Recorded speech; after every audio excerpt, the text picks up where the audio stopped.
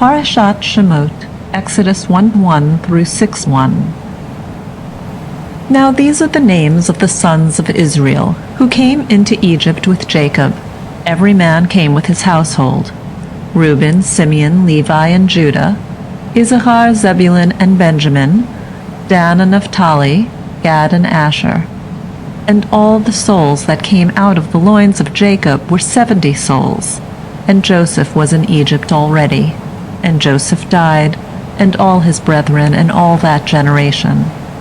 And the children of Israel were fruitful, and increased abundantly, and multiplied, and waxed exceedingly mighty, and the land was filled with them.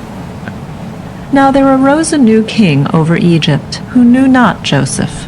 And he said unto his people, Behold, the people of the children of Israel are too many and too mighty for us. Come, let us deal wisely with them, lest they multiply, and it come to pass that when there befalleth us any war, they also join themselves unto our enemies, and fight against us, and get them up out of the land.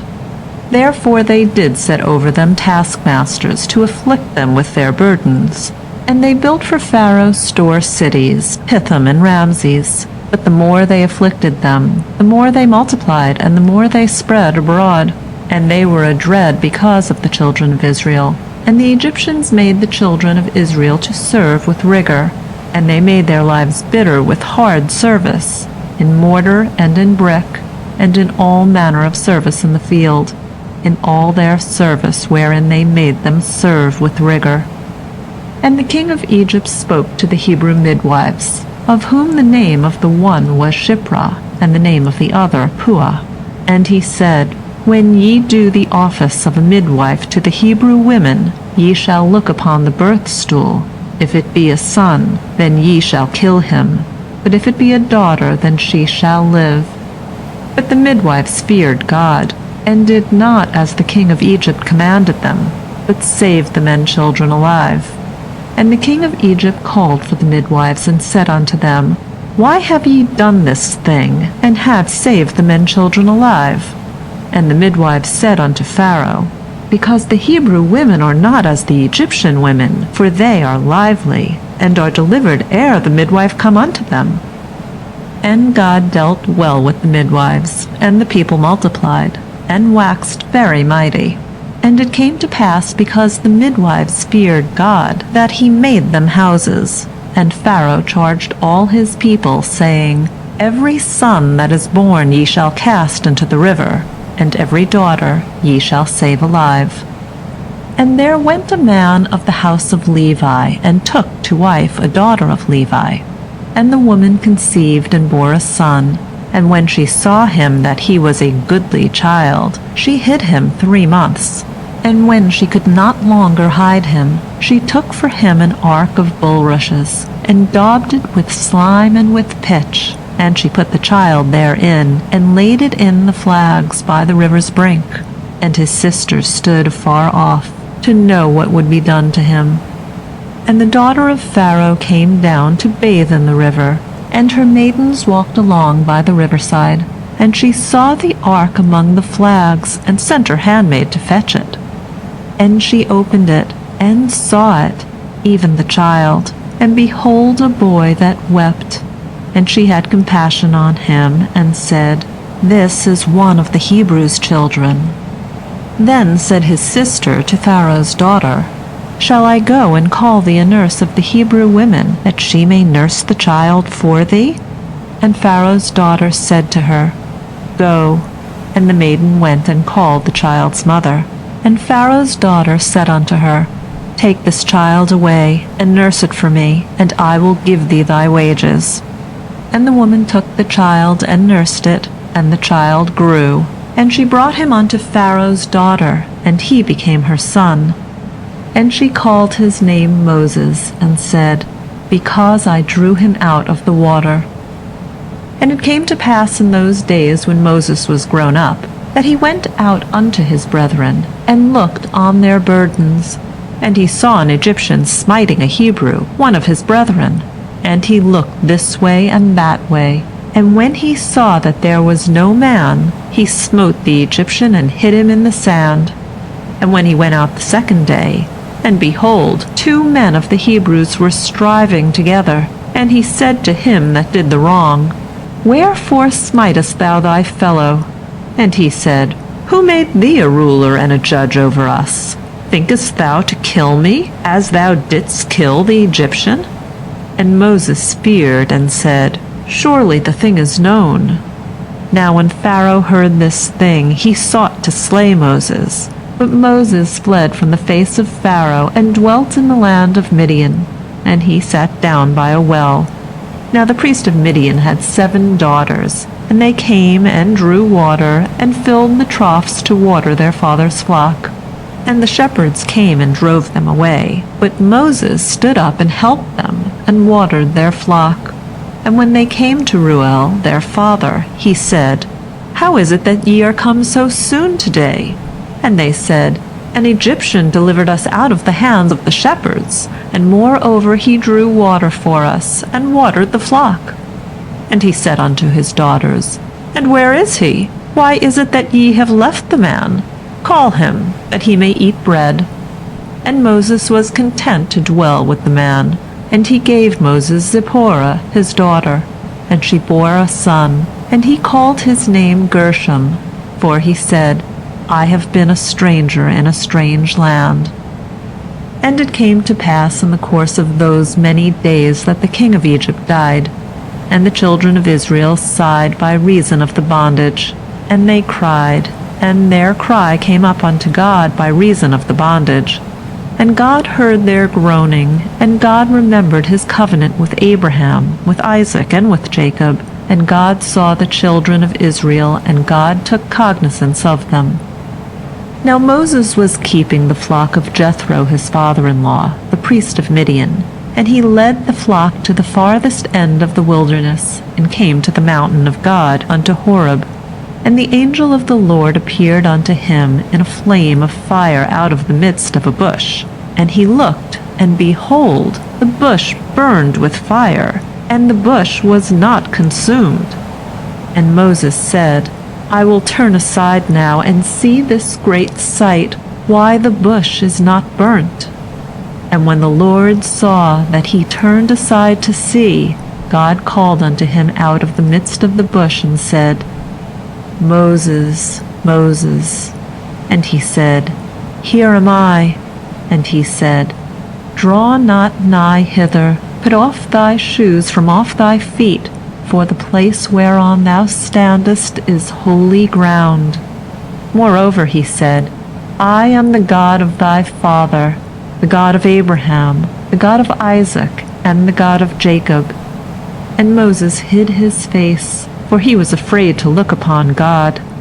And the Lord said, I have surely seen the affliction of my people that are in Egypt, and have heard their cry by reason of their taskmasters.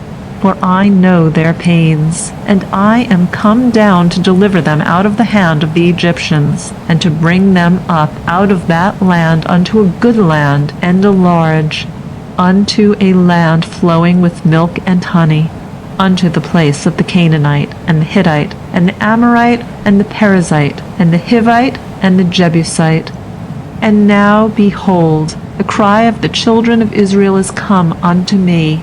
Moreover, I have seen the oppression wherewith the Egyptians oppress them. Come now, therefore, and I will send thee unto Pharaoh, that thou mayest bring forth my people, the children of Israel, out of Egypt. And Moses said unto God, Who am I, that I should go unto Pharaoh, and that I should bring forth the children of Israel out of Egypt? And he said, Certainly I will be with thee, and this shall be the token unto thee, that I have sent thee. When thou hast brought forth the people out of Egypt, ye shall serve God upon this mountain. And Moses said unto God, Behold, when I come unto the children of Israel, and shall say unto them, The God of your fathers hath sent me unto you, and they shall say to me, What is his name? What shall I say unto them? And God said unto Moses, I am that I am. And he said, Thus shalt thou say unto the children of Israel, I am hath sent me unto you. And God said moreover unto Moses, Thus shalt thou say unto the children of Israel, The Lord, the God of your fathers, the God of Abraham, the God of Isaac, and the God of Jacob hath sent me unto you. This is my name forever, and this is my memorial unto all generations. Go and gather the elders of Israel together, and say unto them, The Lord, the God of your fathers, the God of Abraham, of Isaac, and of Jacob, hath appeared unto me, saying, I have surely remembered you, and seen that which is done to you in Egypt. And I have said, I will bring you up out of the affliction of Egypt unto the land of the Canaanite, and the Hittite, and the Amorite, and the Perizzite, and the Hivite, and the Jebusite, unto a land flowing with milk and honey. And they shall hearken to thy voice. And thou shalt come, thou and the elders of Israel, unto the king of Egypt, and ye shall say unto him, The Lord, the God of the Hebrews, hath met with us. And now let us go, we pray thee, 3 days' journey into the wilderness, that we may sacrifice to the Lord our God. And I know that the king of Egypt will not give you leave to go, except by a mighty hand. And I will put forth my hand, and smite Egypt with all my wonders, which I will do in the midst thereof. And after that he will let you go. And I will give this people favor in the sight of the Egyptians. And it shall come to pass, that when ye go, ye shall not go empty. But every woman shall ask of her neighbor, and of her that sojourneth in her house, jewels of silver, and jewels of gold, and raiment. And ye shall put them upon your sons, and upon your daughters, and ye shall spoil the Egyptians. And Moses answered and said, But behold, they will not believe me, nor hearken unto my voice. For they will say, The Lord hath not appeared unto thee. And the Lord said unto him, What is that in thy hand? And he said, A rod. And he said, Cast it on the ground. And he cast it on the ground, and it became a serpent. And Moses fled from before it. And the Lord said unto Moses, Put forth thy hand, and take it by the tail. And he put forth his hand, and laid hold of it, and it became a rod in his hand, that they may believe that the Lord, the God of their fathers, the God of Abraham, the God of Isaac, and the God of Jacob, hath appeared unto thee. And the Lord said furthermore unto him, Put now thy hand into thy bosom. And he put his hand into his bosom.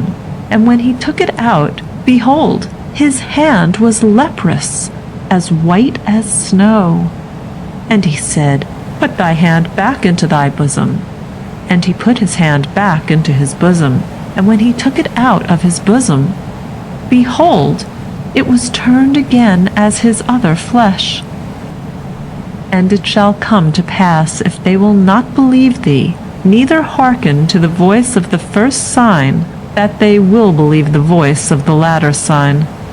And it shall come to pass, if they will not believe even these 2 signs, neither hearken unto thy voice, that thou shalt take of the water of the river, and pour it upon the dry land, and the water which thou takest out of the river shall become blood upon the dry land.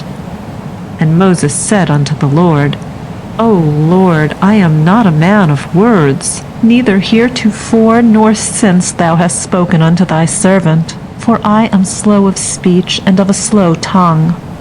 And the Lord said unto him, Who hath made man's mouth? Or who maketh a man dumb, or deaf, or seeing, or blind? Is it not I the Lord? Now therefore go, and I will be with thy mouth, and teach thee what thou shalt speak. And he said, O Lord, send, I pray thee, by the hand of him whom thou wilt send. And the anger of the Lord was kindled against Moses, and he said, Is there not Aaron thy brother the Levite? I know that he can speak well. And also, behold, he cometh forth to meet thee. And when he seeth thee, he will be glad in his heart. and thou shalt speak unto him, and put the words in his mouth. And I will be with thy mouth, and with his mouth, and will teach you what ye shall do. And he shall be thy spokesman unto the people. And it shall come to pass that he shall be to thee a mouth, and thou shalt be to him in God's stead. And thou shalt take in thy hand this rod, wherewith thou shalt do the signs. And Moses went and returned to Jethro his father-in-law, and said unto him, Let me go, I pray thee, and unto my brethren that are in Egypt, and see whether they be yet alive. And Jethro said to Moses, Go in peace. And the Lord said unto Moses in Midian, Go, return into Egypt, for all the men are dead that sought thy life. And Moses took his wife and his sons, and set them upon an ass, and he returned to the land of Egypt. And Moses took the rod of God in his hand. And the Lord said unto Moses, When thou goest back into Egypt, see that thou do before Pharaoh all the wonders which I have put in thy hand. But I will harden his heart, and he will not let the people go. And thou shalt say unto Pharaoh, Thus saith the Lord, Israel is my son, my firstborn, and I have said unto thee, Let my son go, that he may serve me, and thou hast refused to let him go. Behold, I will slay thy son, thy firstborn. And it came to pass on the way at the lodging place, that the Lord met him and sought to kill him. Then Zipporah took a flint, and cut off the foreskin of her son, and cast it at his feet. And she said, Surely a bridegroom of blood art thou to me. So he let him alone. Then she said, A bridegroom of blood in regard of the circumcision. And the Lord said to Aaron, Go into the wilderness to meet Moses. And he went, and met him in the mountain of God, and kissed him. And Moses told Aaron all the words of the Lord wherewith he had sent him, and all the signs wherewith he had charged him. And Moses and Aaron went and gathered together all the elders of the children of Israel. And Aaron spoke all the words which the Lord had spoken unto Moses, and did the signs in the sight of the people. And the people believed, and when they heard that the Lord had remembered the children of Israel, and that he had seen their affliction, then they bowed their heads and worshipped. And afterward Moses and Aaron came, and said unto Pharaoh, Thus saith the Lord, the God of Israel, Let my people go, that they may hold a feast unto me in the wilderness. And Pharaoh said, Who is the Lord, that I should hearken unto his voice to let Israel go? I know not the Lord, and moreover I will not let Israel go. And they said, The God of the Hebrews hath met with us. Let us go, we pray thee, 3 days' journey into the wilderness, and sacrifice unto the Lord our God, lest he fall upon us with pestilence, or with the sword. And the king of Egypt said unto them, Wherefore do ye, Moses and Aaron, cause the people to break loose from their work? Get you unto your burdens. And Pharaoh said, Behold, the people of the land are now many, and will ye make them rest from their burdens? And the same day Pharaoh commanded the taskmasters of the people and their officers, saying, Ye shall no more give the people straw to make brick, as heretofore.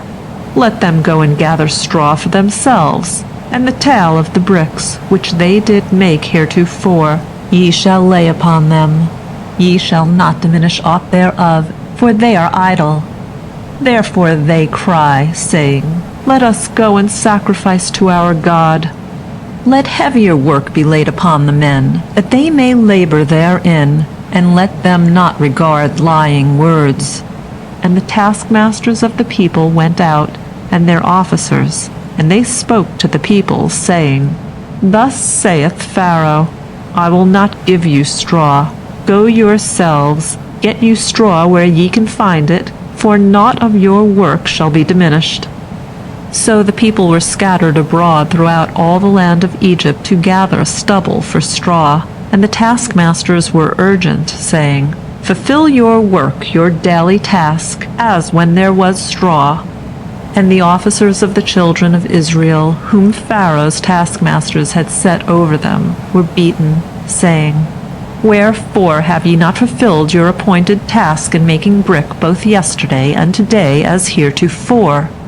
Then the officers of the children of Israel came and cried unto Pharaoh, saying, "Wherefore dealest thou thus with thy servants?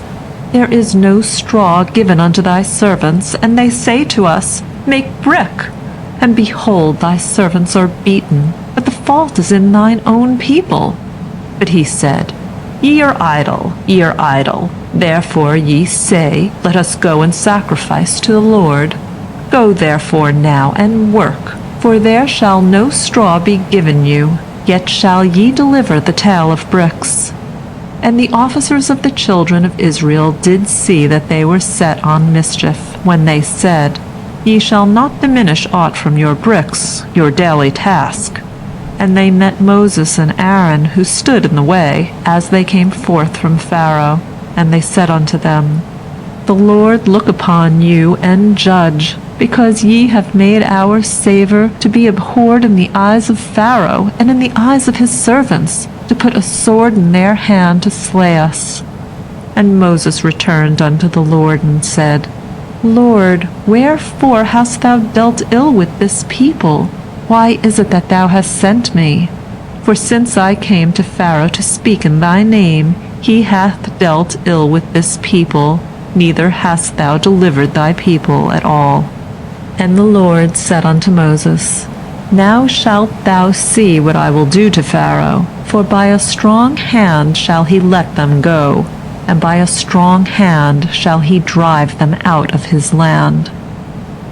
End of Parashat Shemot. Recording by Rhonda Fetterman.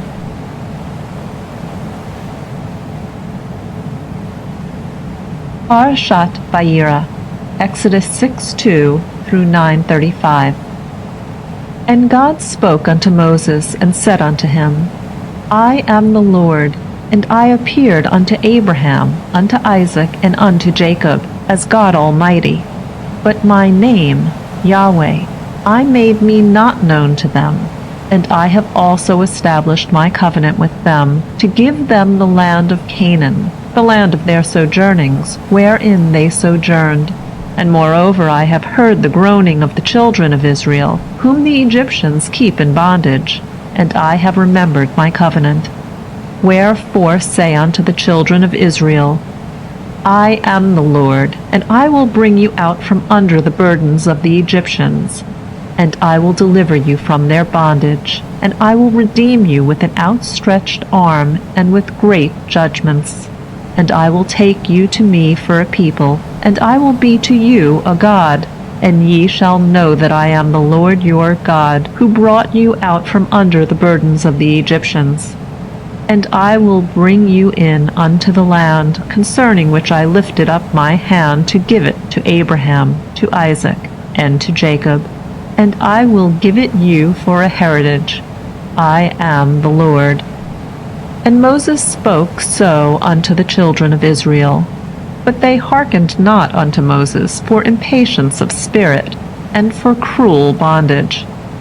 And the Lord spoke unto Moses, saying, Go in, speak unto Pharaoh king of Egypt, that he let the children of Israel go out of his land. And Moses spoke before the Lord, saying, Behold, the children of Israel have not hearkened unto me. How then shall Pharaoh hear me, who am of uncircumcised lips? And the Lord spoke unto Moses and unto Aaron, and gave them a charge unto the children of Israel, and unto Pharaoh king of Egypt, to bring the children of Israel out of the land of Egypt.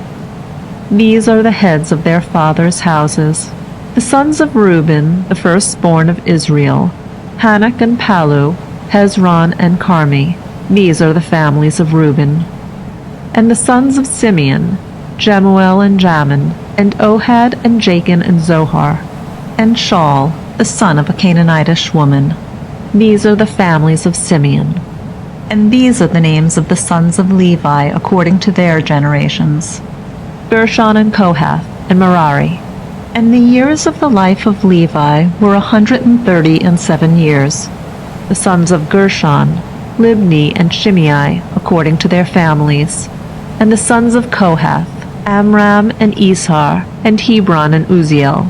And the years of the life of Kohath were 133 years.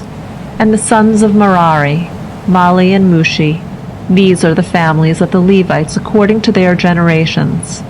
And Amram took him Jochebed, his father's sister, to wife. And she bore him Aaron and Moses. And the years of the life of Amram were 137 years. And the sons of Izhar, Korah and Nepheg and Zichri. And the sons of Uzziel, Mishael and Elzaphan and Sithri. And Aaron took him Elisheba, the daughter of Aminadab, the sister of Nahshon, to wife. And she bore him Nadab and Abihu, Eleazar and Ithamar. And the sons of Korah, Asir and Elkanah and Abiasaph. These are the families of the Korahites. And Eleazar, Aaron's son, took him one of the daughters of Putiel to wife, and she bore him Phinehas. These are the heads of the fathers' houses of the Levites according to their families.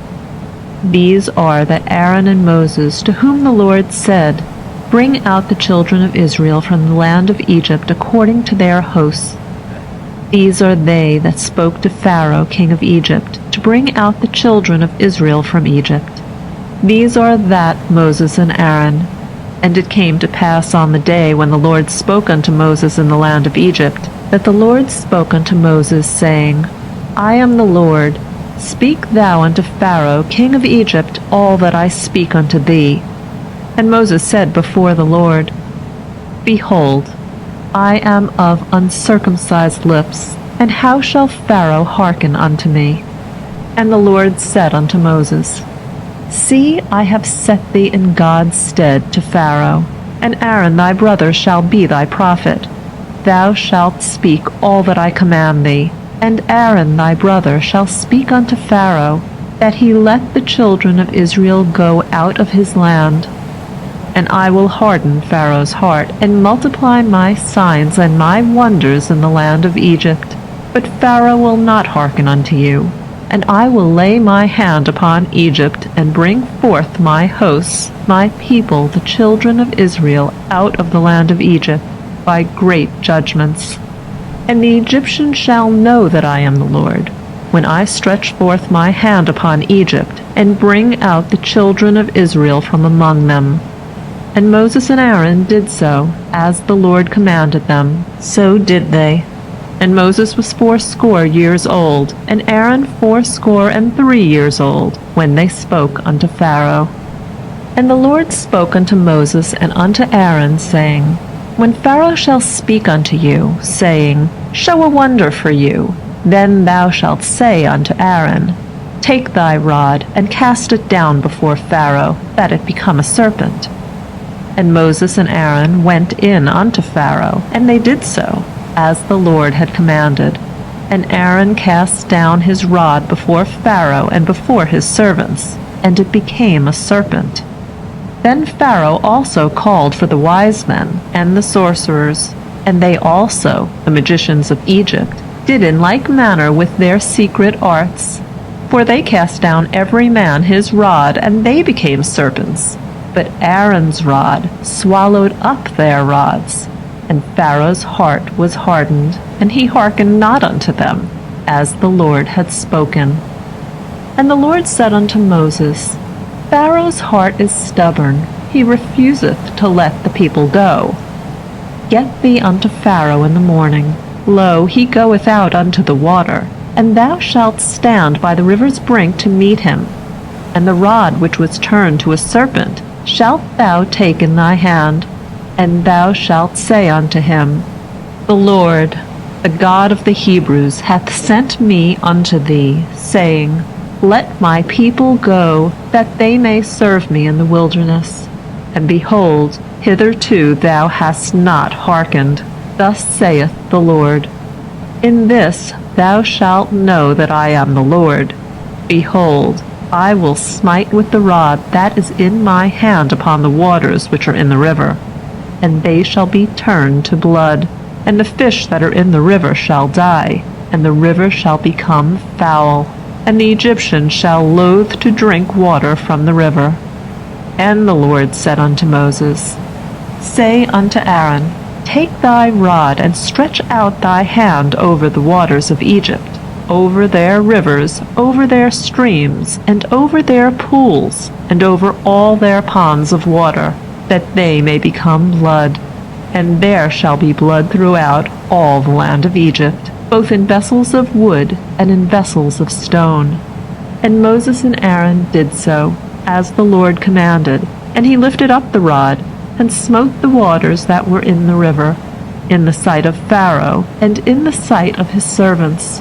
And all the waters that were in the river were turned to blood, and the fish that were in the river died, and the river became foul, and the Egyptians could not drink water from the river, and the blood was throughout all the land of Egypt. And the magicians of Egypt did in like manner with their secret arts. And Pharaoh's heart was hardened, and he hearkened not unto them, as the Lord had spoken. And Pharaoh turned and went into his house, neither did he lay even this to heart. And all the Egyptians digged round about the river for water to drink, for they could not drink of the water of the river. And 7 days were fulfilled. After that the Lord had smitten the river. And the Lord spoke unto Moses, Go in unto Pharaoh, and say unto him, Thus saith the Lord, Let my people go, that they may serve me. And if thou refuse to let them go, behold, I will smite all thy borders with frogs, and the river shall swarm with frogs, which shall go up and come into thy house, and into thy bedchamber, and upon thy bed, and into the house of thy servants, and upon thy people, and into thine ovens, and into thy kneading troughs. And the frog shall come up both upon thee, and upon thy people, and upon all thy servants. And the Lord said unto Moses, Say unto Aaron, Stretch forth thy hand with thy rod over the rivers, over the canals, and over the pools, and cause frogs to come up upon the land of Egypt. And Aaron stretched out his hand over the waters of Egypt, and the frogs came up and covered the land of Egypt. And the magicians did in like manner with their secret arts, and brought up frogs upon the land of Egypt. Then Pharaoh called for Moses and Aaron, and said, Entreat the Lord, that he take away the frogs from me, and from my people, and I will let the people go, that they may sacrifice unto the Lord. And Moses said unto Pharaoh, Have thou this glory over me?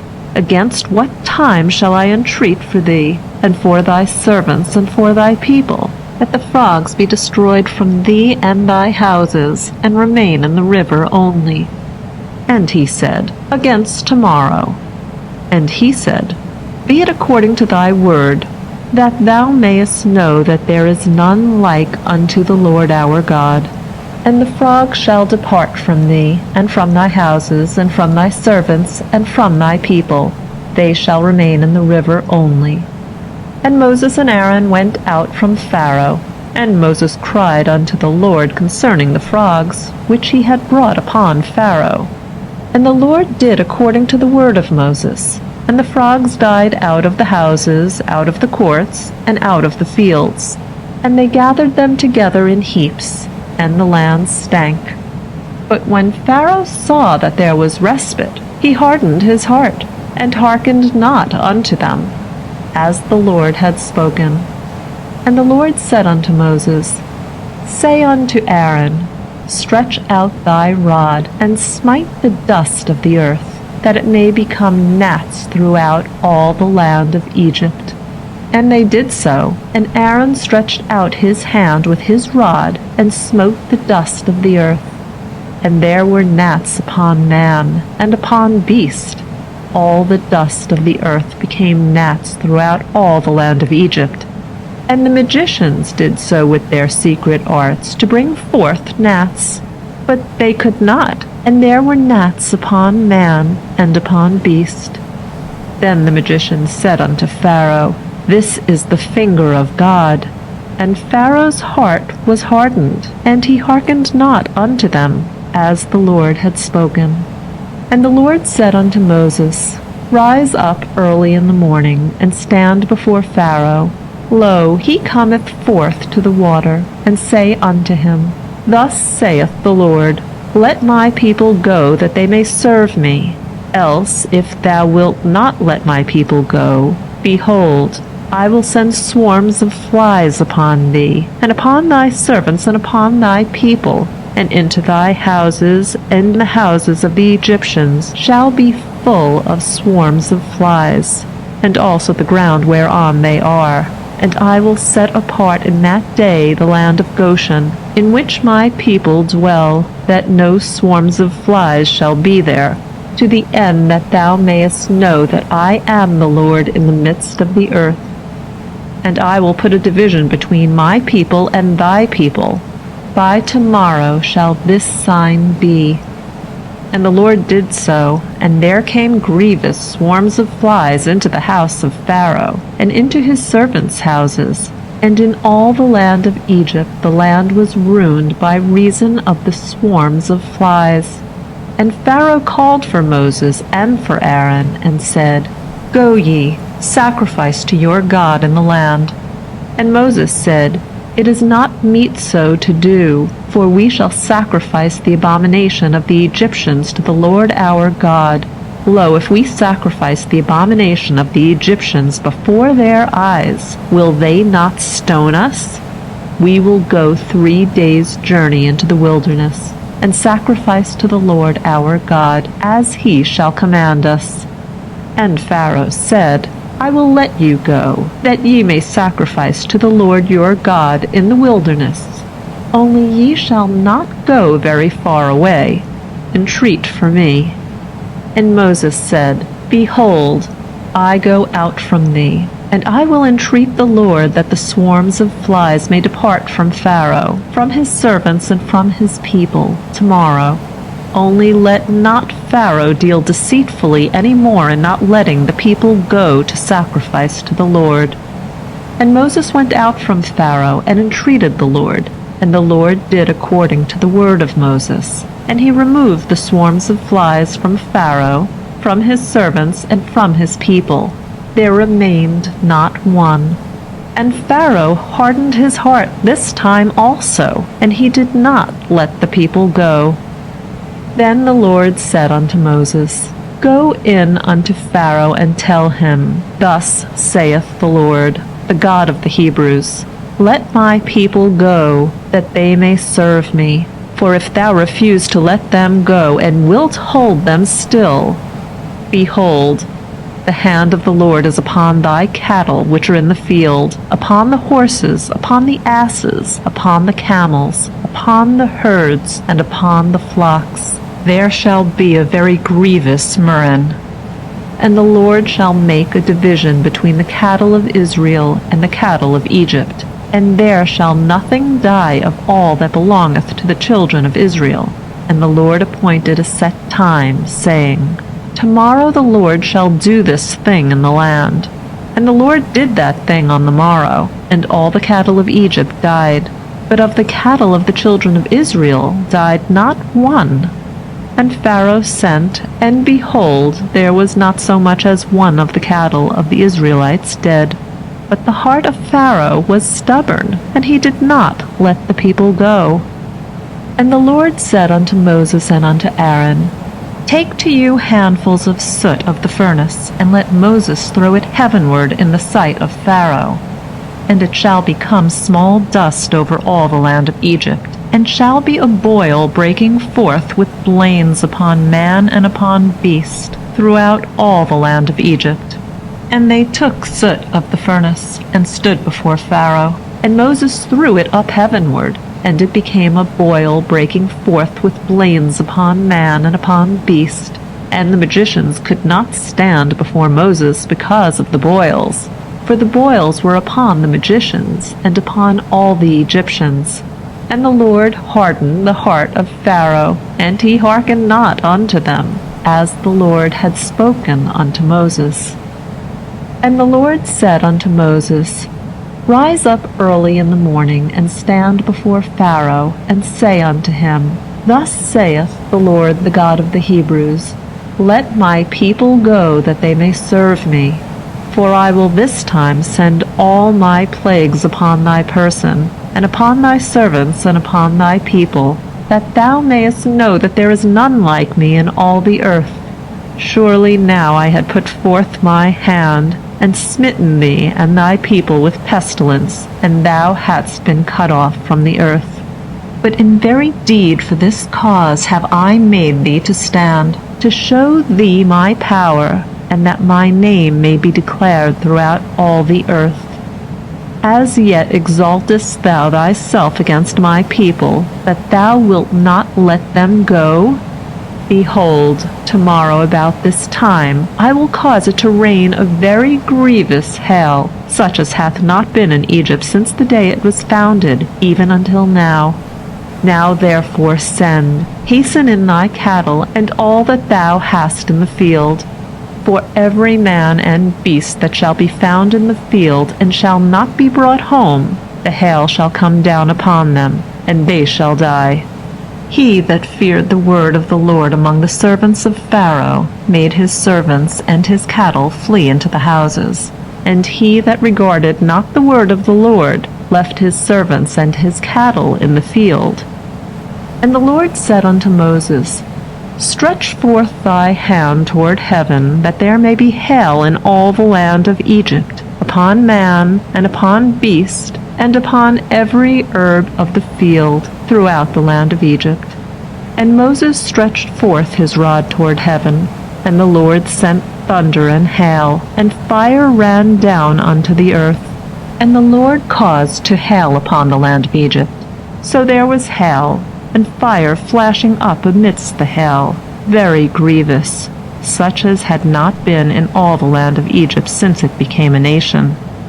And the hail smote throughout all the land of Egypt, all that was in the field, both man and beast. And the hail smote every herb of the field, and broke every tree of the field. Only in the land of Goshen, where the children of Israel were, was there no hail. And Pharaoh sent and called for Moses and Aaron, and said unto them, I have sinned this time. The Lord is righteous, and I and my people are wicked. Entreat the Lord, and let there be enough of these mighty thunderings and hail, and I will let you go, and ye shall stay no longer. And Moses said unto him, As soon as I am gone out of the city, I will spread forth my hands unto the Lord. The thunders shall cease, neither shall there be any more hail, that thou mayest know that the earth is the Lord's. But as for thee and thy servants, I know that ye will not yet fear the Lord God. And the flax and the barley were smitten, for the barley was in the ear, and the flax was in bloom. But the wheat and the spelt were not smitten, for they ripen late.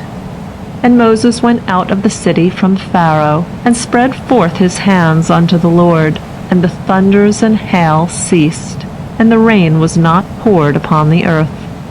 And when Pharaoh saw that the rain and the hail and the thunders were ceased, he sinned yet more, and hardened his heart, he and his servants. And the heart of Pharaoh was hardened, and he did not let the children of Israel go, as the Lord had spoken by Moses. End of Parashat Vayera. Recording by Rhonda Fetterman.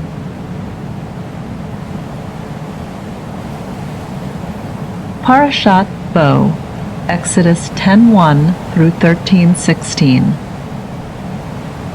And the Lord said unto Moses, Go in unto Pharaoh, for I have hardened his heart, and the heart of his servants, that I might show these my signs in the midst of them, and that thou mayest tell in the ears of thy son and of thy son's son what I have wrought upon Egypt, and my signs which I have done among them, that ye may know that I am the Lord. And Moses and Aaron went in unto Pharaoh, and said unto him, Thus saith the Lord, the God of the Hebrews, How long wilt thou refuse to humble thyself before me? Let my people go, that they may serve me.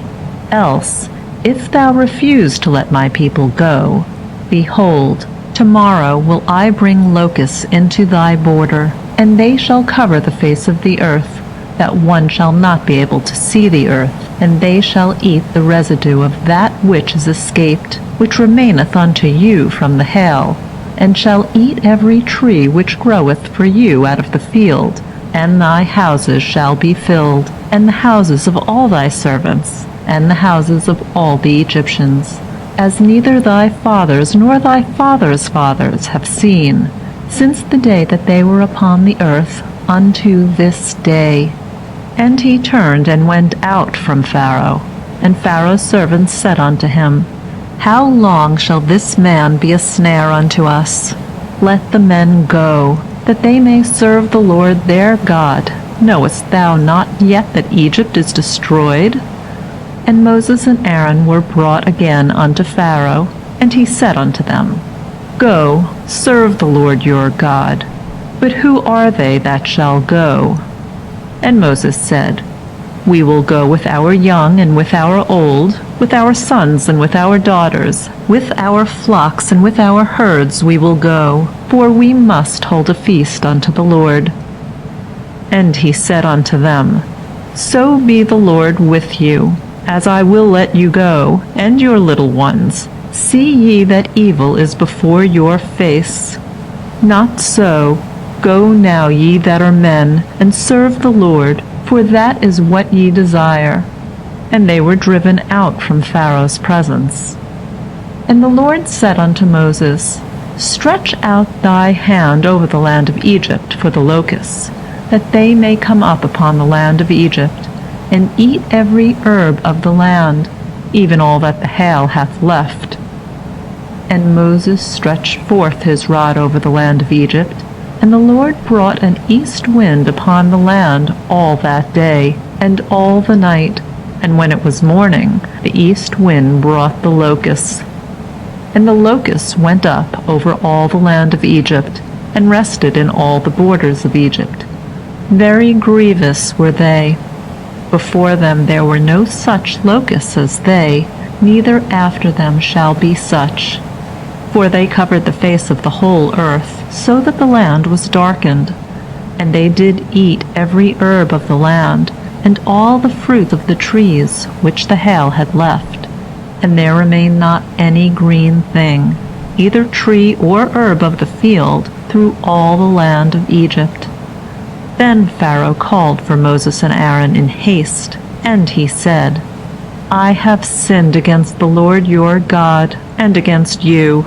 Now therefore forgive, I pray thee, my sin only this once, and entreat the Lord your God, that he may take away from me this death only. And he went out from Pharaoh, and entreated the Lord.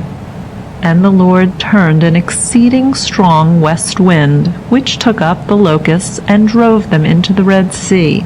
There remained not one locust in all the border of Egypt. But the Lord hardened Pharaoh's heart, and he did not let the children of Israel go. And the Lord said unto Moses, Stretch out thy hand toward heaven, that there may be darkness over the land of Egypt, even darkness which may be felt. And Moses stretched forth his hand toward heaven, and there was a thick darkness in all the land of Egypt 3 days. They saw not one another, neither rose any from his place for 3 days. But all the children of Israel had light in their dwellings. And Pharaoh called unto Moses, and said, Go ye, serve the Lord. Only let your flocks and your herds be stayed. Let your little ones also go with you. And Moses said, Thou must also give into our hands sacrifices and burnt offerings, that we may sacrifice unto the Lord our God. Our cattle also shall go with us. There shall not a hoof be left behind. For thereof must we take to serve the Lord our God, and we know not with what we must serve the Lord until we come thither. But the Lord hardened Pharaoh's heart, and he would not let them go. And Pharaoh said unto him, Get thee from me, take heed to thyself, see my face no more, for in the day thou seest my face, thou shalt die. And Moses said, Thou hast spoken well, I will see thy face again no more. And the Lord said unto Moses, Yet one plague more will I bring upon Pharaoh, and upon Egypt. Afterwards he will let you go hence. When he shall let you go, he shall surely thrust you out hence altogether. Speak now in the ears of the people, and let them ask every man of his neighbor, and every woman of her neighbor, jewels of silver and jewels of gold. And the Lord gave the people favor in the sight of the Egyptians. Moreover, the man Moses was very great in the land of Egypt, in the sight of Pharaoh's servants, and in the sight of the people. And Moses said, Thus saith the Lord, About midnight will I go out into the midst of Egypt, and all the firstborn in the land of Egypt shall die, from the firstborn of Pharaoh that sitteth upon his throne, even unto the firstborn of the maidservant that is behind the mill, and all the firstborn of cattle. And there shall be a great cry throughout all the land of Egypt, such as there hath been none like it, nor shall be like it any more. But against any of the children of Israel shall not a dog wet his tongue against man or beast, that ye may know how that the Lord doth put a difference between the Egyptians and Israel. And all these thy servants shall come down unto me, and bow down unto me, saying, Get thee out, and all the people that follow thee, and after that I will go out. And he went out from Pharaoh in hot anger. And the Lord said unto Moses, Pharaoh will not hearken unto you, that my wonders may be multiplied in the land of Egypt. And Moses and Aaron did all these wonders before Pharaoh. And the Lord hardened Pharaoh's heart, and he did not let the children of Israel go out of his land. And the Lord spoke unto Moses and Aaron in the land of Egypt, saying, This month shall be unto you the beginning of months. It shall be the first month of the year to you. Speak ye unto all the congregation of Israel, saying, In the 10th day of this month they shall take to them every man a lamb, according to their fathers' houses, a lamb for a household. And if the household be too little for a lamb, then shall he and his neighbor next unto his house take one according to the number of the souls. According to every man's eating ye shall make your count for the lamb. Your lamb shall be without blemish, a male of the first year. Ye shall take it from the sheep, or from the goats, and ye shall keep it unto the 14th day of the same month, and the whole assembly of the congregation of Israel shall kill it at dusk. And they shall take of the blood, and put it on the 2 side posts and on the lintel, upon the houses wherein they shall eat it. And they shall eat the flesh in that night, roast with fire and unleavened bread, with bitter herbs they shall eat it. Eat not of it raw, nor sodden at all with water, but roast with fire, its head with its legs, and with the inwards thereof. And ye shall let nothing of it remain until the morning, but that which remaineth of it until the morning ye shall burn with fire. And thus shall ye eat it, with your loins girded, your shoes on your feet, and your staff in your hand. And ye shall eat it in haste. It is the Lord's Passover. For I will go through the land of Egypt in that night, and will smite all the firstborn in the land of Egypt, both man and beast, and against all the gods of Egypt I will execute judgments. I am the Lord. And the blood shall be to you for a token upon the houses where ye are. And when I see the blood, I will pass over you, and there shall no plague be upon you to destroy you, when I smite the land of Egypt. And this day shall be unto you for a memorial, and ye shall keep it a feast to the Lord. Throughout your generations ye shall keep it a feast by an ordinance forever. 7 days shall ye eat unleavened bread.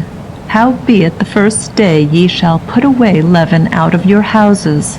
For whosoever eateth leavened bread from the first day until the 7th day, that soul shall be cut off from Israel. And in the first day there shall be to you a holy convocation, and in the 7th day a holy convocation. No manner of work shall be done in them, save that which every man must eat, that only may be done by you. And ye shall observe the feast of unleavened bread, for in this selfsame day have I brought your hosts out of the land of Egypt. Therefore shall ye observe this day throughout your generations by an ordinance forever. In the 1st month, on the 14th day of the month at even, ye shall eat unleavened bread, until the 21st day of the month at even. 7 days shall there be no leaven found in your houses. For whosoever eateth that which is leavened, that soul shall be cut off from the congregation of Israel, whether he be a sojourner, or one that is born in the land. Ye shall eat nothing leavened. In all your habitations shall ye eat unleavened bread. Then Moses called for all the elders of Israel, and said unto them, Draw out and take you lambs according to your families, and kill the Passover lamb. And ye shall take a bunch of hyssop, and dip it in the blood that is in the basin, and strike the lintel and the 2 side posts with the blood that is in the basin. And none of you shall go out of the door of his house until the morning. For the Lord will pass through to smite the Egyptians, and when he seeth the blood upon the lintel, and on the 2 side posts, the Lord will pass over the door, and will not suffer the destroyer to come in unto your houses to smite you. And ye shall observe this thing for an ordinance to thee and to thy sons forever. And it shall come to pass, when ye be come to the land which the Lord will give you, according as he hath promised, that ye shall keep this service. And it shall come to pass, when your children shall say unto you, What mean ye by this service?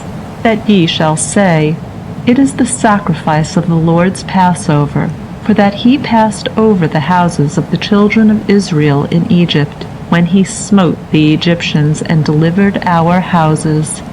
And the people bowed the head and worshipped. And the children of Israel went and did so, as the Lord had commanded Moses and Aaron, so did they. And it came to pass at midnight that the Lord smote all the firstborn in the land of Egypt, from the firstborn of Pharaoh that sat on his throne, unto the firstborn of the captive that was in the dungeon, and all the firstborn of cattle. And Pharaoh rose up in the night, he and all his servants, and all the Egyptians. And there was a great cry in Egypt, for there was not a house where there was not one dead. And he called for Moses and Aaron by night, and said, Rise up, get you forth from among my people, both ye and the children of Israel, and go, serve the Lord, as ye have said. Take both your flocks and your herds, as ye have said, and be gone, and bless me also. And the Egyptians were urgent upon the people to send them out of the land in haste, for they said, We are all dead men. And the people took their dough before it was leavened, their kneading troughs being bound up in their clothes upon their shoulders. And the children of Israel did according to the word of Moses. And they asked of the Egyptians jewels of silver and jewels of gold and raiment. And the Lord gave the people favor in the sight of the Egyptians, so that they let them have what they asked, and they despoiled the Egyptians.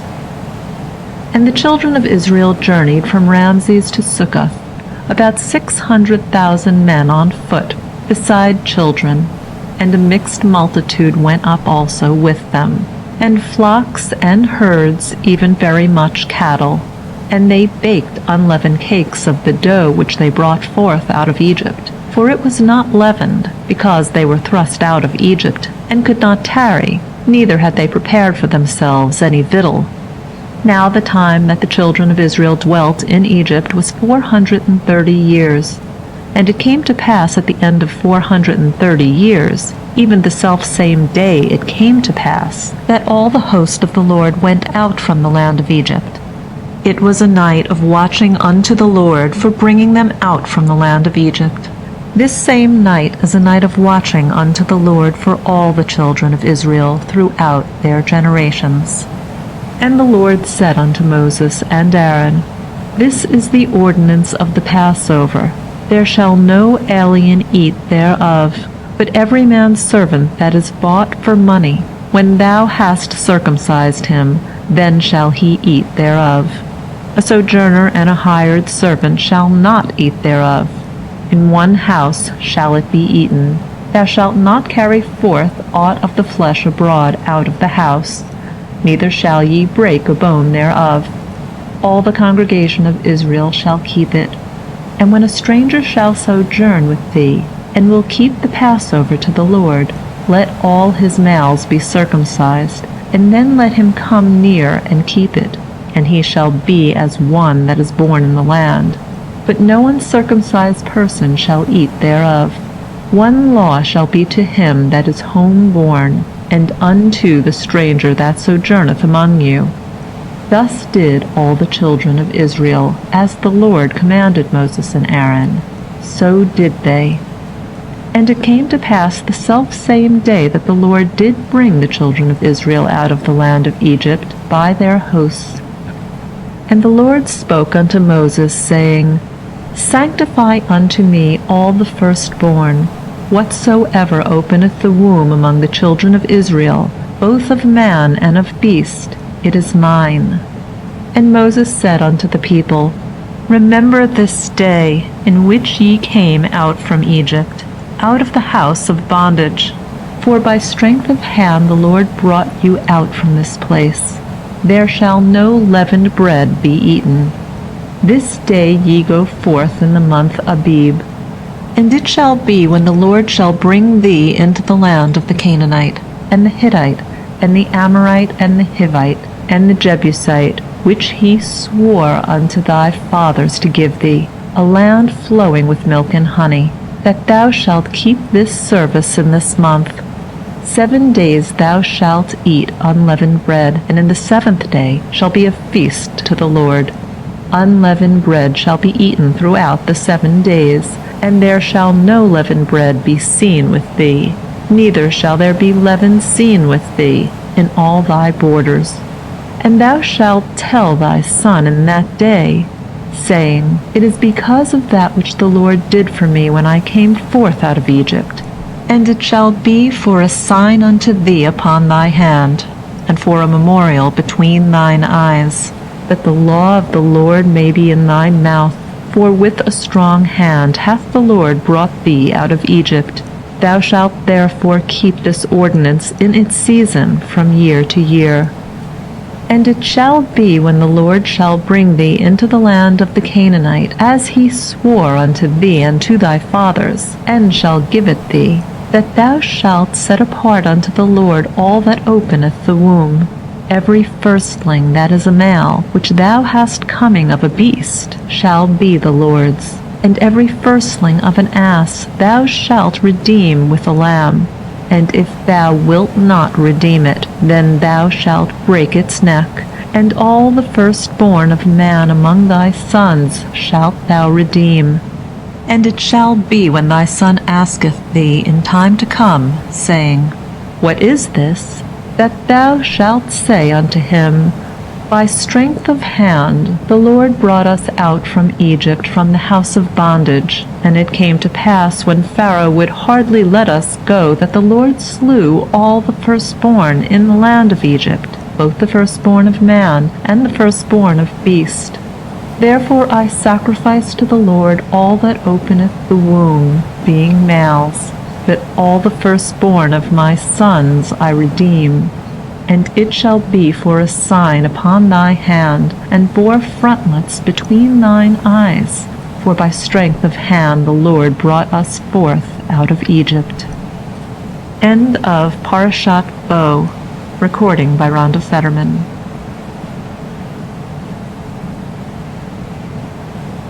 Parashat Beshalach. Exodus 13:17 through 17:16. And it came to pass, when Pharaoh had let the people go, that God led them not by the way of the land of the Philistines, although that was near. For God said, lest peradventure the people repent when they see war, and they return to Egypt. But God led the people about by the way of the wilderness by the Red Sea, and the children of Israel went up armed out of the land of Egypt. And Moses took the bones of Joseph with him, for he had straitly sworn the children of Israel, saying, God will surely remember you, and ye shall carry up my bones away hence with you. And they took their journey from Succoth, and encamped in Etham, in the edge of the wilderness. And the Lord went before them by day in a pillar of cloud, to lead them the way, and by night in a pillar of fire, to give them light, that they may go by day and by night. The pillar of cloud by day, and the pillar of fire by night, departed not from before the people. And the Lord spoke unto Moses, saying, Speak unto the children of Israel, that they turn back and encamp before Pi-hahiroth, between Migdol and the sea, before Baal-zephon. Over against it shall ye encamp by the sea. And Pharaoh will say of the children of Israel, They are entangled in the land, and the wilderness hath shut them in. And I will harden Pharaoh's heart, and he shall follow after them. And I will get me honour upon Pharaoh, and upon all his host, and the Egyptians shall know that I am the Lord. And they did so. And it was told the king of Egypt that the people were fled, and the heart of Pharaoh and of his servants was turned towards the people, and they said, What is this we have done, that we have let Israel go from serving us? And he made ready his chariots, and took his people with him. And he took 600 chosen chariots, and all the chariots of Egypt, and captains over all of them. And the Lord hardened the heart of Pharaoh king of Egypt, and he pursued after the children of Israel. For the children of Israel went out with a high hand, and the Egyptians pursued after them, all the horses and chariots of Pharaoh, and his horsemen, and his army, and overtook them encamping by the sea beside Pi-hahiroth, in front of Baal-zephon.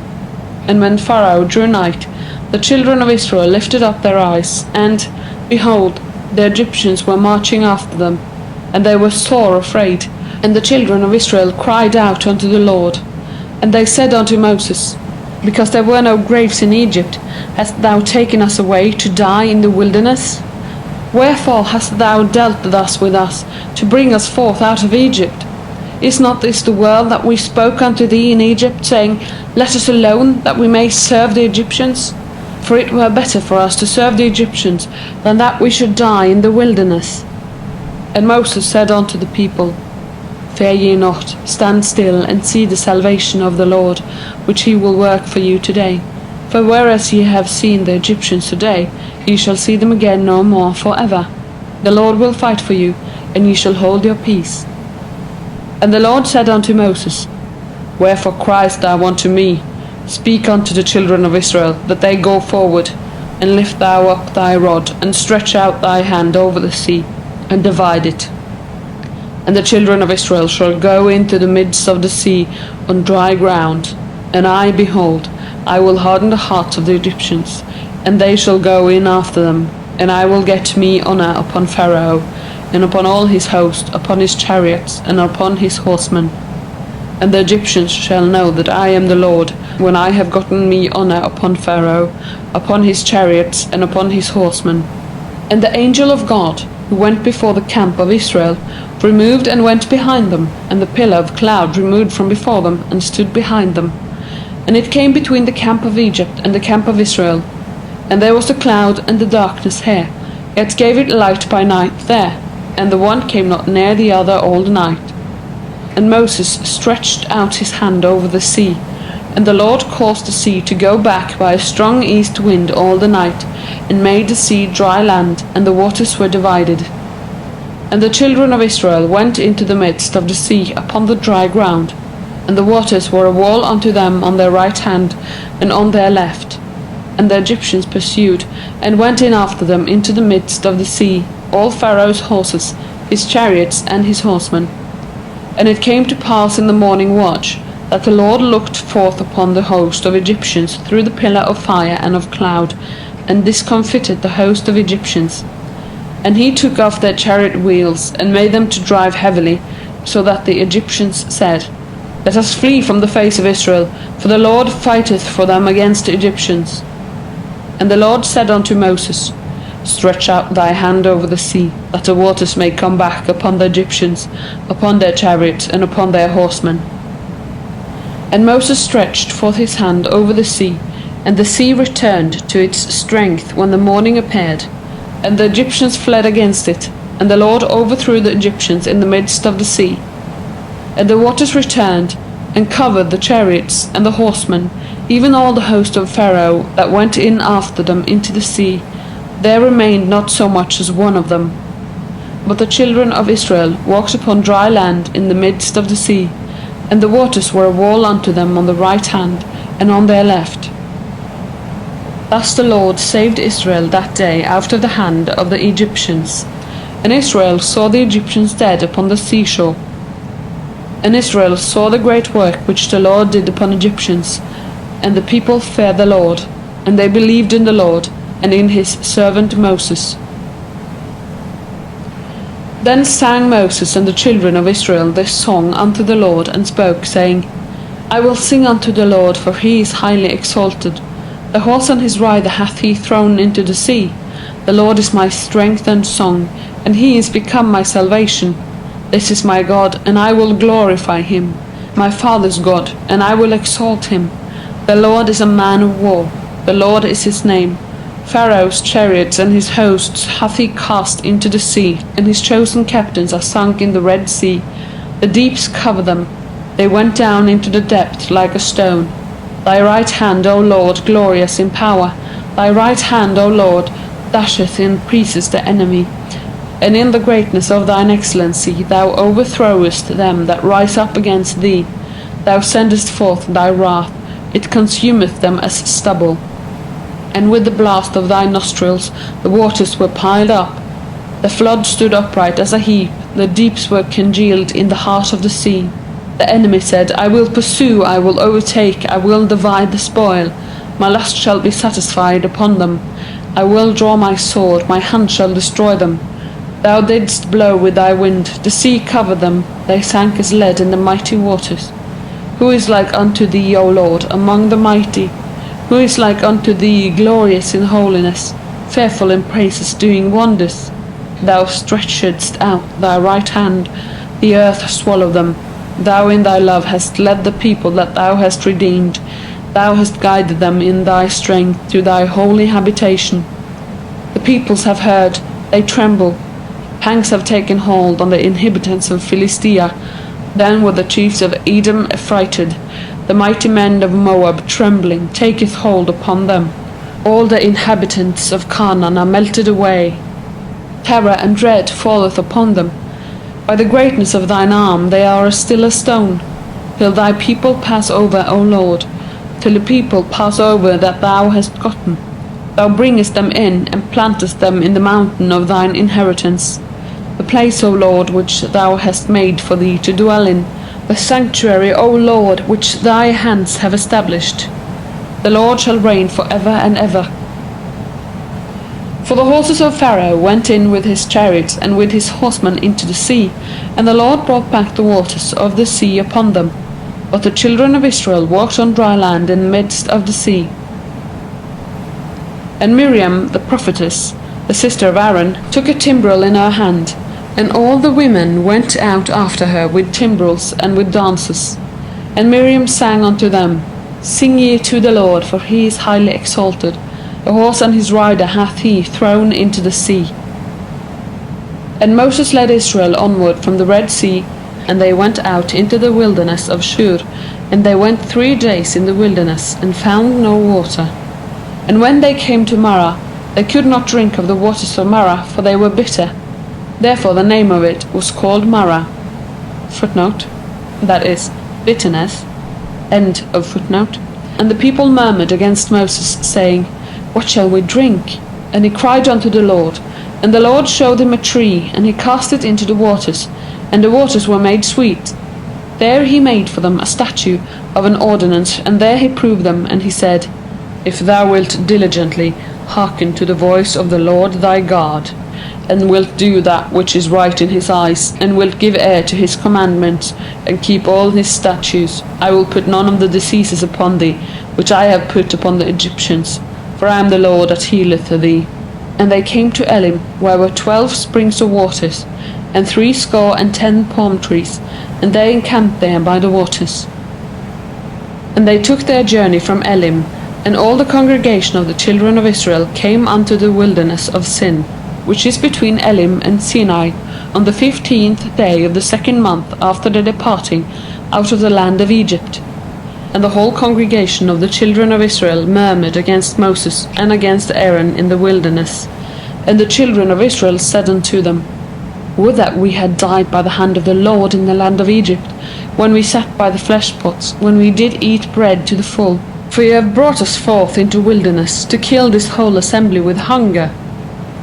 Then said the Lord unto Moses, Behold, I will cause to rain bread from heaven for you, and the people shall go out and gather a day's portion every day, that I may prove them whether they will walk in my law or not. And it shall come to pass on the 6th day, that they shall prepare that which they bring in, and it shall be twice as much as they gather daily. And Moses and Aaron said unto all the children of Israel, At even then ye shall know that the Lord hath brought you out from the land of Egypt. And in the morning then ye shall see the glory of the Lord, for that he hath heard your murmurings against the Lord. And what are we, that ye murmur against us? And Moses said, This shall be, when the Lord shall give you in the evening flesh to eat, and in the morning bread to full, for that the Lord heareth your murmurings which ye murmur against him. And what are we? Your murmurings are not against us, but against the Lord. And Moses said unto Aaron, Say unto all the congregation of the children of Israel, Come near before the Lord, for he hath heard your murmurings. And it came to pass, as Aaron spoke unto the whole congregation of the children of Israel, that they looked toward the wilderness, and, behold, the glory of the Lord appeared in the cloud. And the Lord spoke unto Moses, saying, I have heard the murmurings of the children of Israel. Speak unto them, saying, At dusk ye shall eat flesh, and in the morning ye shall be filled with bread, and ye shall know that I am the Lord your God. And it came to pass at even, that the quails came up and covered the camp, and in the morning there was a layer of dew round about the camp. And when the layer of dew was gone up, behold, upon the face of the wilderness a fine scale-like thing, fine as the hoar frost on the ground. And when the children of Israel saw it, they said one to another, What is it? For they knew not what it was. And Moses said unto them, It is the bread which the Lord hath given you to eat. This is the thing which the Lord hath commanded. Gather ye of it every man according to his eating. An omer a head, according to the number of your persons, shall ye take it, every man for them that are in his tent. And the children of Israel did so, and gathered some more, some less. And when they did measure with an omer, he that gathered much had nothing over, and he that gathered little had no lack. They gathered every man according to his eating. And Moses said unto them, Let no man leave of it till the morning. Notwithstanding they hearkened not unto Moses, but some of them left of it until the morning, and it bred worms and rotted, and Moses was wroth with them. And they gathered it morning by morning, every man according to his eating, and as the sun waxed hot, it melted.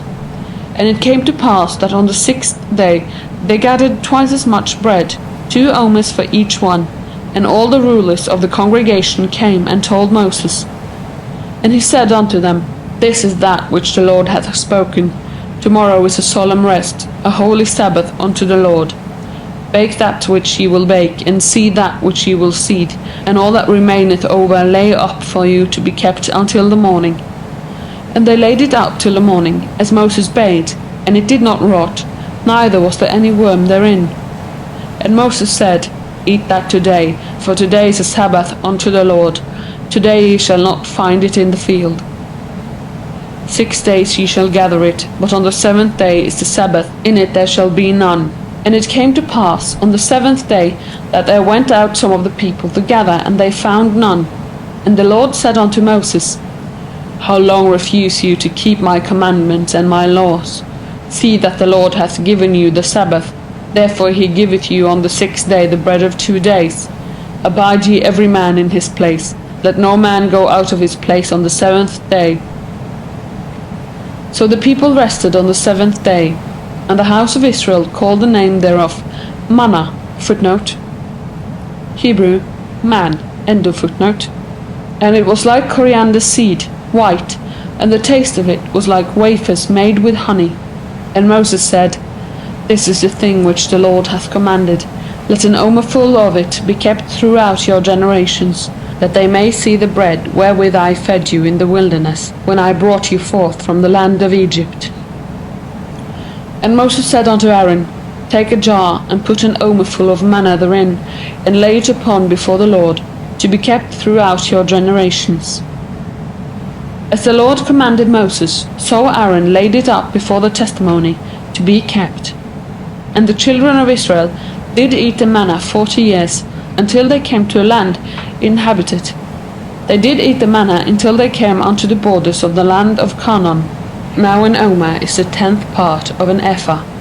And all the congregation of the children of Israel journeyed from the wilderness of Sin by their stages according to the commandment of the Lord, and encamped in Rephidim, and there was no water for the people to drink.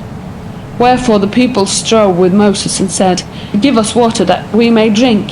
And Moses said unto them, Why strive ye with me? Wherefore do we try the Lord?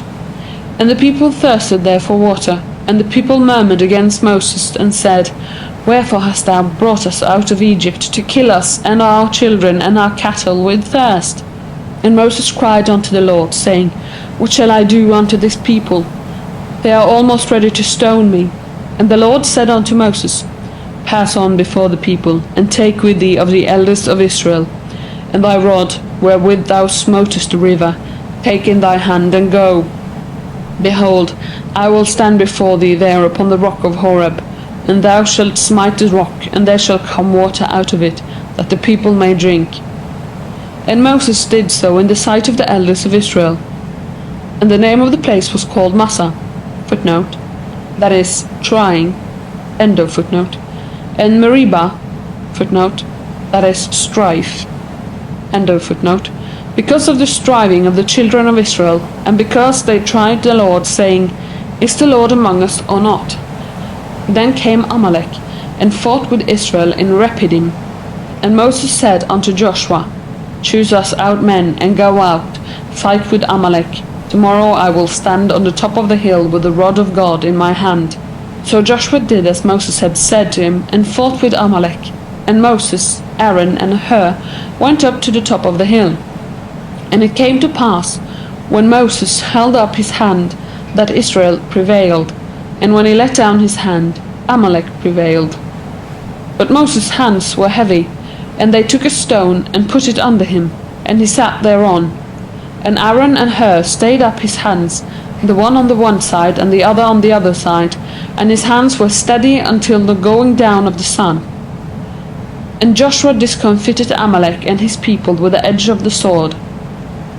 And the Lord said unto Moses, Write this for a memorial in the book, and rehearse it in the ears of Joshua, for I will utterly blot out the remembrance of Amalek from under heaven. And Moses built an altar, and called the name of it Adonai Nissi, footnote, that is, the Lord is my banner, end of footnote.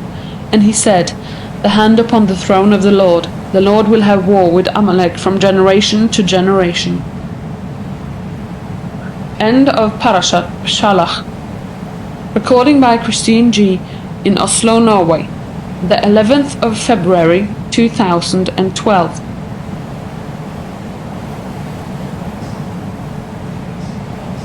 Parashat Yitro, Exodus 18:1 through 20:23. Now Jethro, the priest of Midian, Moses' father-in-law, heard of all that God had done for Moses and for Israel his people, how that the Lord had brought Israel out of Egypt.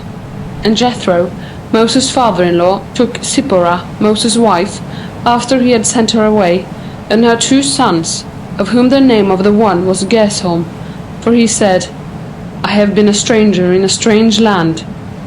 And the name of the other was Eliezer. Footnote: Hebrew, El, God, and Ezer, help. End of footnote. For the God of my father was my help, and delivered me from the sword of Pharaoh. And Jethro, Moses' father-in-law, came with his sons and his wife unto Moses into the wilderness where he was encamped at the mount of God. And he said unto Moses, I thy father-in-law Jethro am coming unto thee, and thy wife and her 2 sons with her. And Moses went out to meet his father-in-law, and bowed down and kissed him. And they asked each other of their welfare, and they came into the tent. And Moses told his father-in-law all that the Lord had done unto Pharaoh, and to the Egyptians for Israel's sake, all the travail that had come upon them by the way, and how the Lord delivered them. And Jethro rejoiced for all the goodness which the Lord had done to Israel, in that he had delivered them out of the hand of the Egyptians. And Jethro said, Blessed be the Lord, who hath delivered you out of the hand of the Egyptians, and out of the hand of Pharaoh, who hath delivered the people from under the hand of the Egyptians. Now I know that the Lord is greater than all gods, yea, for that they dealt proudly against them. And Jethro, Moses' father-in-law, took a burnt offering and sacrifices for God. And Aaron came, and all the elders of Israel, to eat bread with Moses' father-in-law before God. And it came to pass on the morrow that Moses sat to judge the people, and the people stood about Moses from the morning unto the evening. And when Moses' father-in-law saw all that he did to the people, he said, What is this thing that thou dost to the people? Why sittest thou thyself alone, and all the people stand about thee from morning unto even? And Moses said unto his father-in-law, Because the people come unto me to inquire of God. When they have a matter, it cometh unto me, and I judge between a man and his neighbour, and I make them know the statutes of God and his laws. And Moses' father-in-law said unto him, The thing that thou dost is not good. Thou wilt surely wear away, both thou and this people that is with thee, for the thing is too heavy for thee. Thou art not able to perform it thyself alone. Hearken now unto my voice. I will give thee counsel, and God be with thee. Be thou for the people before God, and bring thou the causes unto God. And thou shalt teach them the statutes and the laws, and shalt show them the way wherein they must walk, and the work that they must do. Moreover, thou shalt provide out of all the people able men, such as fear God, men of truth, hating unjust gain, and place such over them, to be rulers of thousands, rulers of hundreds, rulers of 50s, and rulers of 10s. And let them judge the people at all seasons. And it shall be, that every great matter they shall bring unto thee, but every small matter they shall judge themselves. So shall they make it easier for thee, and bear the burden with thee. If thou shalt do this thing, and God command thee so, then thou shalt be able to endure, and all these people also shall go to their place in peace. So Moses hearkened to the voice of his father-in-law, and did all that he had said. And Moses chose able men out of all Israel, and made them heads over the people, rulers of thousands, rulers of hundreds, rulers of 50s, and rulers of 10s. And they judged the people at all seasons. The hard causes they brought unto Moses, but every small matter they judged themselves. And Moses let his father-in-law depart, and he went his way into his own land. In the 3rd month after the children of Israel were gone forth out of the land of Egypt, the same day came they into the wilderness of Sinai. And when they were departed from Rephidim, and were come to the wilderness of Sinai, they encamped in the wilderness. and there Israel encamped before the mount. And Moses went up unto God, and the Lord called unto him out of the mountain, saying, Thus shalt thou say to the house of Jacob, and tell the children of Israel, Ye have seen what I did unto the Egyptians, and how I bore you on eagle's wings, and brought you unto myself. Now therefore, if ye will hearken unto my voice indeed, and keep my covenant, then ye shall be mine own treasure from among all peoples. For all the earth is mine, and ye shall be unto me a kingdom of priests and a holy nation. These are the words which thou shalt speak unto the children of Israel. And Moses came and called for the elders of the people, and set before them all these words which the Lord commanded him. And all the people answered together and said, All that the Lord hath spoken we will do. And Moses reported the words of the people unto the Lord. And the Lord said unto Moses, Lo, I come unto thee in a thick cloud, that the people may hear when I speak with thee, and may also believe thee forever. And Moses told the words of the people unto the Lord. And the Lord said unto Moses, Go unto the people, and sanctify them today and tomorrow, and let them wash their garments, and be ready against the third day. For the third day the Lord will come down in the sight of all the people upon Mount Sinai. And thou shalt set bounds unto the people round about, saying, Take heed to yourself, that ye go not up into the mount, or touch the border of it. Whosoever toucheth the mount shall be surely put to death. No hand shall touch him, but he shall surely be stoned, or shot through. Whether it be beast or man, it shall not live. When the ram's horn soundeth long, they shall come up to the mount. And Moses went down from the mount unto the people, and sanctified the people, and they washed their garments. And he said unto the people, Be ready against the third day, come not near a woman. And it came to pass on the third day, when it was morning, that there were thunders and lightnings, and a thick cloud upon the mount, and the voice of a horn exceeding loud, and all the people that were in the camp trembled. And Moses brought forth the people out of the camp to meet God, and they stood at the nether part of the mount. Now Mount Sinai was altogether on smoke, because the Lord descended upon it in fire. And the smoke thereof ascended as the smoke of a furnace, and the whole mount quaked greatly. And when the voice of the horn waxed louder and louder, Moses spoke, and God answered him by a voice. And the Lord came down upon Mount Sinai to the top of the mount. And the Lord called Moses to the top of the mount, and Moses went up. And the Lord said unto Moses, Go down, charge the people, lest they break through unto the Lord to gaze, and many of them perish. And let the priests also, that come near to the Lord, sanctify themselves, lest the Lord break forth upon them.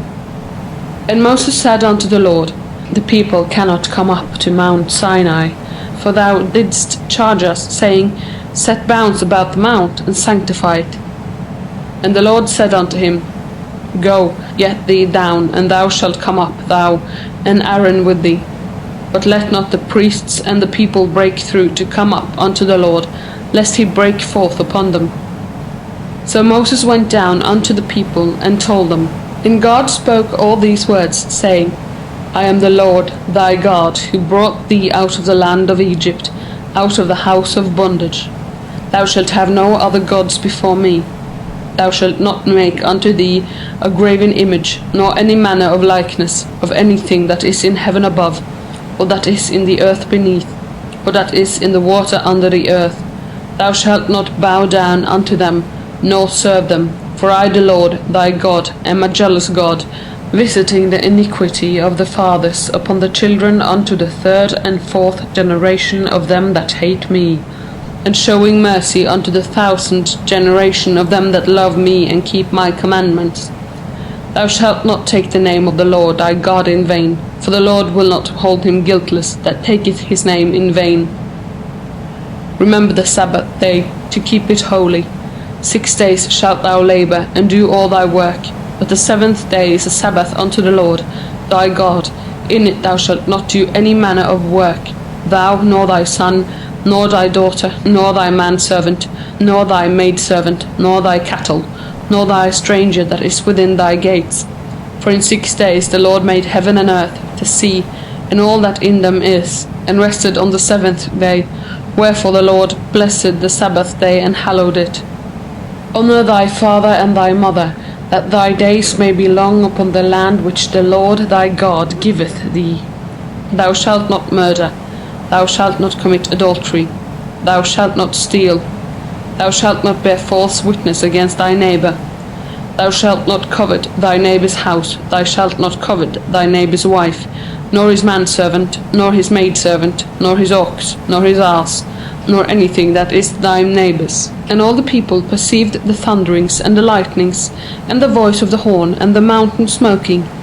And when the people saw it, they trembled, and stood afar off.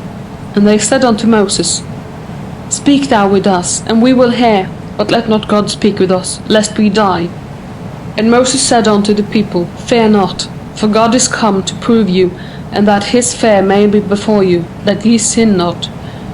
And the people stood afar off, but Moses drew near unto the thick darkness where God was. And the Lord said unto Moses, Thus thou shalt say unto the children of Israel, Ye yourselves have seen that I have talked with you from heaven. Ye shall not make with me gods of silver or gods of gold. Ye shall not make unto you an altar of earth. Thou shalt make unto me, and shalt sacrifice thereon thy burnt offerings, and thy peace offerings, thy sheep and thine oxen. In every place where I cause my name to be mentioned, I will come unto thee and bless thee. And if thou make me an altar of stone, thou shalt not build it of hewn stones. For if thou lift up thy tool upon it, thou hast profaned it. Neither shalt thou go up by steps unto mine altar, that thy nakedness be not uncovered thereon. End of Parashat Yitro.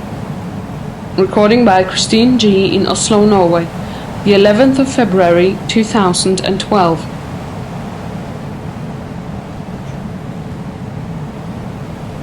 Parshat Mishpatim, Exodus, chapters 21:1 through 24:18. Now these are the ordinances which thou shalt set before them. If thou buy a Hebrew servant, 6 years he shall serve, and in the 7th he shall go out free for nothing. If he come in by himself, he shall go out by himself. If he be married, then his wife shall go out with him. If his master give him a wife, and she bear him sons or daughters, the wife and her children shall be her master's, and he shall go out by himself. But if the servant shall plainly say, I love my master, my wife, and my children, I will not go out free, then his master shall bring him unto God, and shall bring him to the door, or unto the doorpost, and his master shall bore his ear through with an awl, and he shall serve him forever. And if a man sell his daughter to be a maidservant, she shall not go out as the men servants do, if she please not her master, who hath espoused her to himself. Then shall he let her be redeemed. To sell her unto a foreign people he shall have no power, seeing he hath dealt deceitfully with her. And if he espouse her unto his son, he shall deal with her after the manner of daughters. If he take him another wife, her food, her raiment, and her conjugal rights shall he not diminish. And if he do not these 3 unto her, then shall she go out for nothing, without money. He that smiteth a man, so that he dieth, shall surely be put to death. And if a man lie not in wait, but God cause it to come to hand, then I will appoint thee a place whither he may flee. And if a man come presumptuously upon his neighbor, to slay him with guile, thou shalt take him from mine altar, that he may die. And he that smiteth his father or his mother shall be surely put to death. And he that stealeth a man, and selleth him, or if he be found in his hand, he shall surely be put to death. And he that curseth his father or his mother shall surely be put to death. And if men contend, and one smite the other with a stone, or with his fist, and he die not, but keep his bed, if he rise again, and walk abroad upon his staff, then shall he that smote him be quit. Only he shall pay for the loss of his time, and shall cause him to be thoroughly healed. And if a man smite his bondman or his bondwoman with a rod, and he die under his hand, he shall surely be punished. Notwithstanding, if he continue a day or two, he shall not be punished, for he is his money. And if men strive together, and hurt a woman with child, so that her fruit depart, and yet no harm follow, he shall be surely fined, according as the woman's husband shall lay upon him, and he shall pay as the judges determine. But if any harm follow, then thou shalt give life for life, eye for eye, tooth for tooth, hand for hand, foot for foot, burning for burning, wound for wound, stripe for stripe.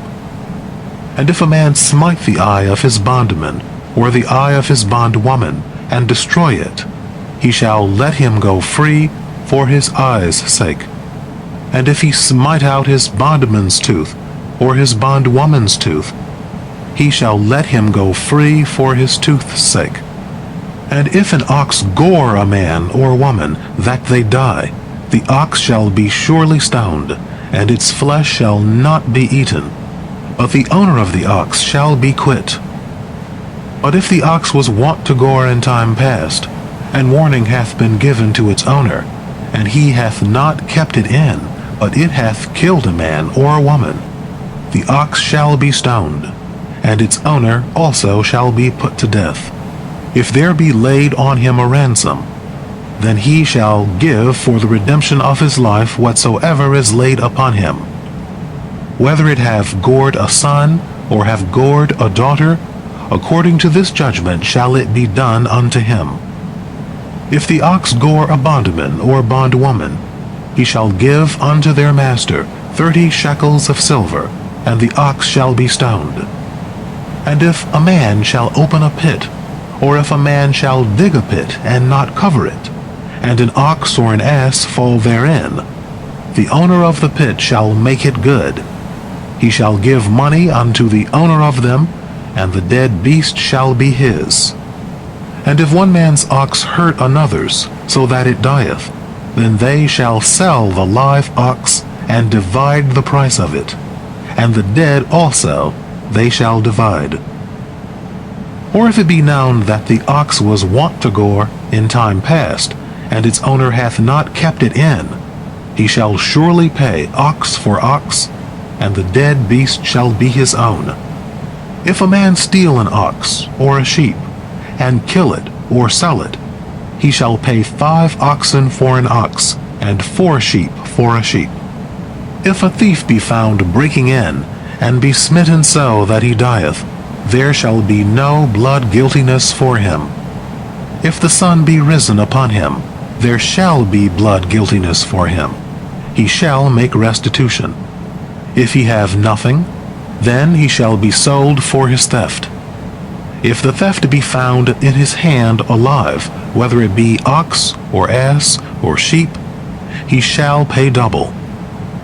If a man cause a field or vineyard to be eaten, and shall let his beast loose, and it feed in another man's field, of the best of his own field, and of the best of his own vineyard shall he make restitution. If fire break out, and catch in thorns, so that the shocks of corn, or the standing corn, or the field are consumed, he that kindled the fire shall surely make restitution. If a man deliver unto his neighbor money or stuff to keep, and it be stolen out of the man's house, if the thief be found, he shall pay double. If the thief be not found, then the master of the house shall come near unto God, to see whether he have not put his hand unto his neighbor's goods. For every matter of trespass, whether it be for ox, for ass, for sheep, for raiment, or for any manner of lost thing, whereof one saith, This is it, the cause of both parties shall come before God. He whom God shall condemn shall pay double unto his neighbor. If a man deliver unto his neighbor an ass, or an ox, or sheep, or any beast to keep, and did die or be hurt or driven away, no man seeing it.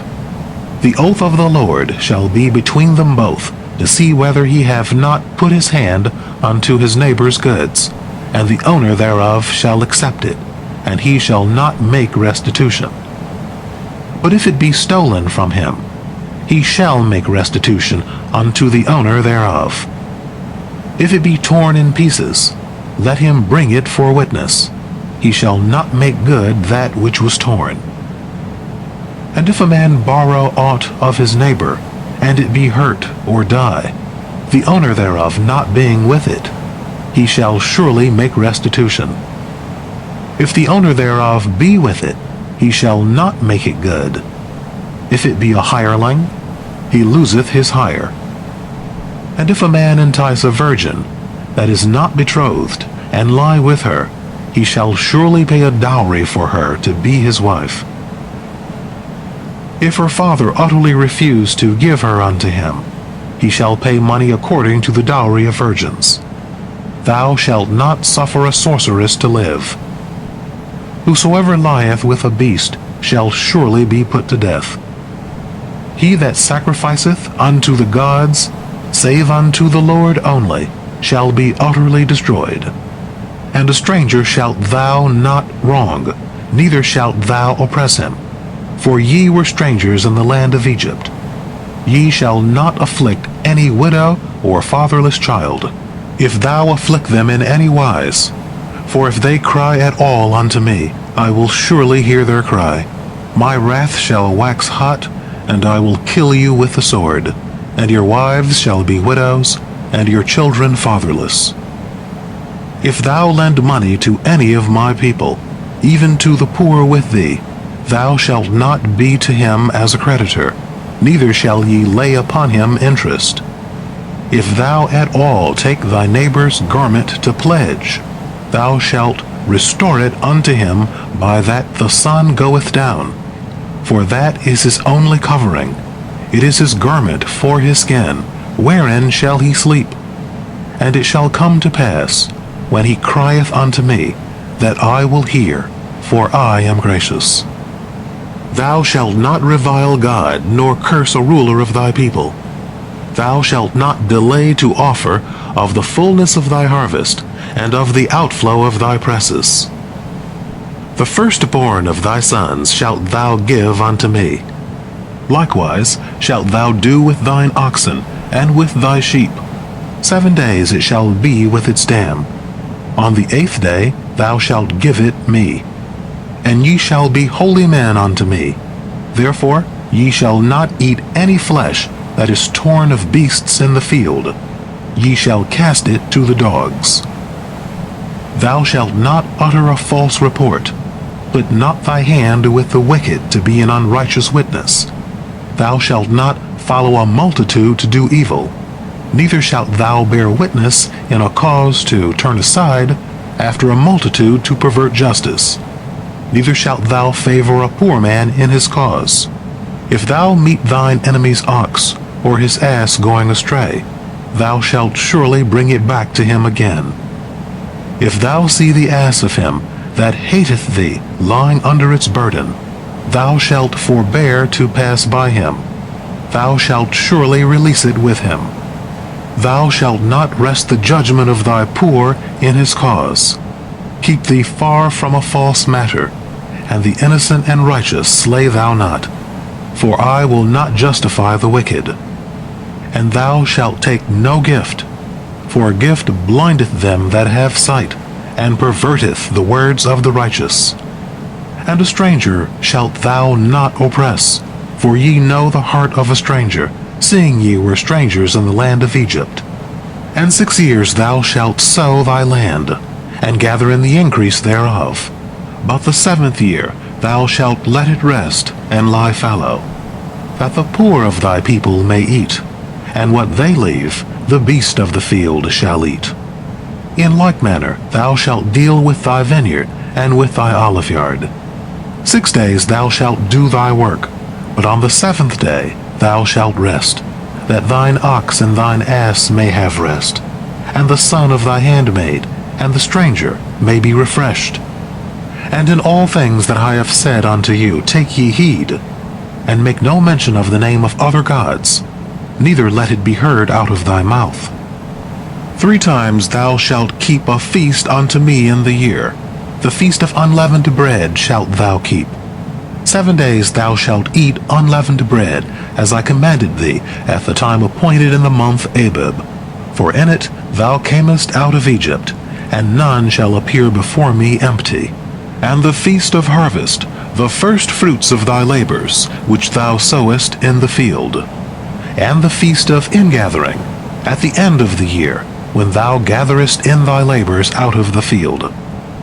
3 times in the year all thy male shall appear before the Lord God. Thou shalt not offer the blood of my sacrifice with leavened bread, neither shall the fat of my feast remain all night until the morning. The choicest first fruits of thy land thou shalt bring into the house of the Lord thy God. Thou shalt not see the kid in its mother's milk. Behold, I sent an angel before thee, to keep thee by the way, and to bring thee into the place which I have prepared. Take heed of him, and hearken unto his voice. Be not rebellious against him, for he will not pardon your transgression. For my name is in him. But if thou shalt indeed hearken unto his voice, and do all that I speak, then I will be an enemy unto thine enemies, and an adversary unto thine adversaries. For mine angel shall go before thee, and bring thee in unto the Amorite, and the Hittite, and the Perizzite, and the Canaanite, the Hivite, and the Jebusite, and I will cut them off. Thou shalt not bow down to their gods, nor serve them, nor do after their doings, but thou shalt utterly overthrow them, and break in pieces their pillars. And ye shall serve the Lord your God, and he will bless thy bread and thy water, and I will take sickness away from the midst of thee. None shall miscarry, nor be barren in thy land. The number of thy days I will fulfill. I will send my terror before thee, and will discomfit all the people to whom thou shalt come. And I will make all thine enemies turn their backs unto thee. And I will send the hornet before thee, which shall drive out the Hivite, the Canaanite, and the Hittite from before thee. I will not drive them out from before thee in 1 year, lest the land become desolate, and the beasts of the field multiply against thee. By little and little I will drive them out from before thee, until thou be increased, and inherit the land. And I will set thy border from the Red Sea even unto the sea of the Philistines, and from the wilderness unto the river. For I will deliver the inhabitants of the land into your hand, and thou shalt drive them out before thee. Thou shalt make no covenant with them, nor with their gods. They shall not dwell in thy land, lest they make thee sin against me. For thou wilt serve their gods, for they will be a snare unto thee. And unto Moses he said, Come up unto the Lord, thou, and Aaron, Nadab, and Abihu, and 70 of the elders of Israel, and worship ye afar off. And Moses alone shall come near unto the Lord, but they shall not come near, neither shall the people go up with him. And Moses came and told the people all the words of the Lord, and all the ordinances. And all the people answered with one voice, and said, All the words which the Lord hath spoken will we do. And Moses wrote all the words of the Lord, and rose up early in the morning, and builded an altar under the mount, and 12 pillars, according to the 12 tribes of Israel. And he sent the young men of the children of Israel, who offered burnt offerings, and sacrificed peace offerings of oxen unto the Lord. And Moses took half of the blood, and put it in basins, and half of the blood he dashed against the altar. And he took the book of the covenant, and read in the hearing of the people, and they said, All that the Lord hath spoken will we do and obey. And Moses took the blood, and sprinkled it on the people, and said, Behold, the blood of the covenant, which the Lord hath made with you in agreement with all these words. Then went up Moses and Aaron, Nadab and Abihu, and 70 of the elders of Israel. And they saw the God of Israel, and there was under his feet the like of a paved work of sapphire stone, and the like of the very heaven for clearness. And upon the nobles of the children of Israel he laid not his hand, and they beheld God, and did eat and drink. And the Lord said unto Moses, Come up to me into the mount, and be there, and I will give thee the tables of stone, and the law, and the commandment, which I have written, that thou mayest teach them. And Moses rose up, and Joshua his minister. And Moses went up into the mount of God. And unto the elders he said, Tarry ye here for us, until we come back unto you. And behold, Aaron and Hur are with you. Whosoever hath a cause, let him come near unto them. And Moses went up into the mount, and the cloud covered the mount, and the glory of the Lord abode upon Mount Sinai. And the cloud covered it 6 days. And the 7th day he called unto Moses out of the midst of the cloud. And the appearance of the glory of the Lord was like devouring fire on the top of the mount in the eyes of the children of Israel.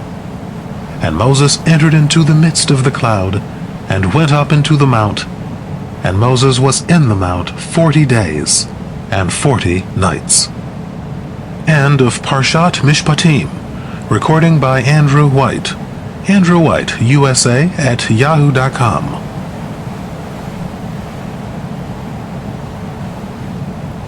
Parshat Teraman, Exodus 25:1 through 27:19.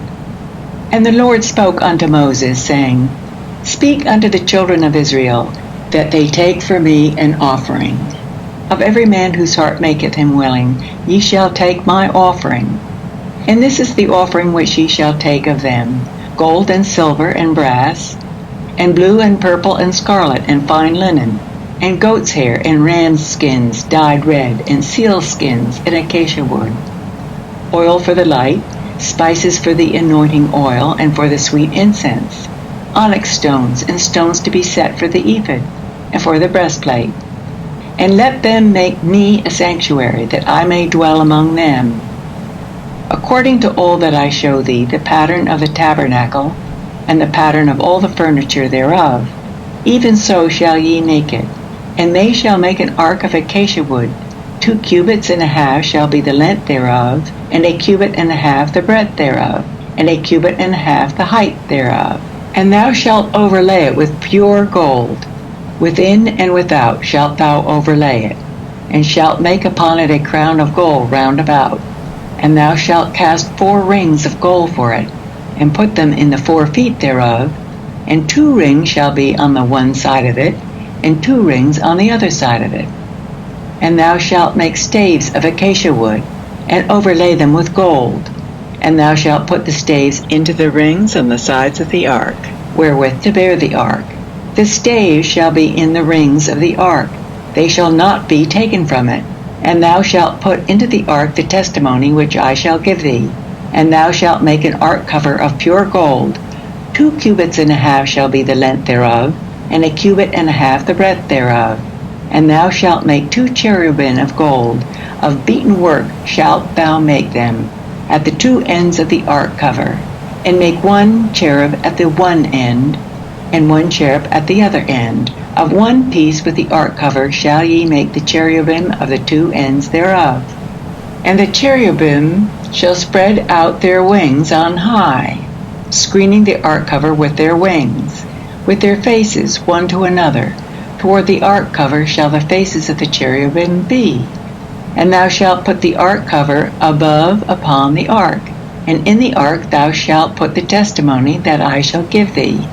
And there I will meet with thee, and I will speak with thee from above the ark cover, from between the 2 cherubim which are upon the ark of the testimony, of all things which I will give thee in commandment unto the children of Israel. And thou shalt make a table of acacia wood.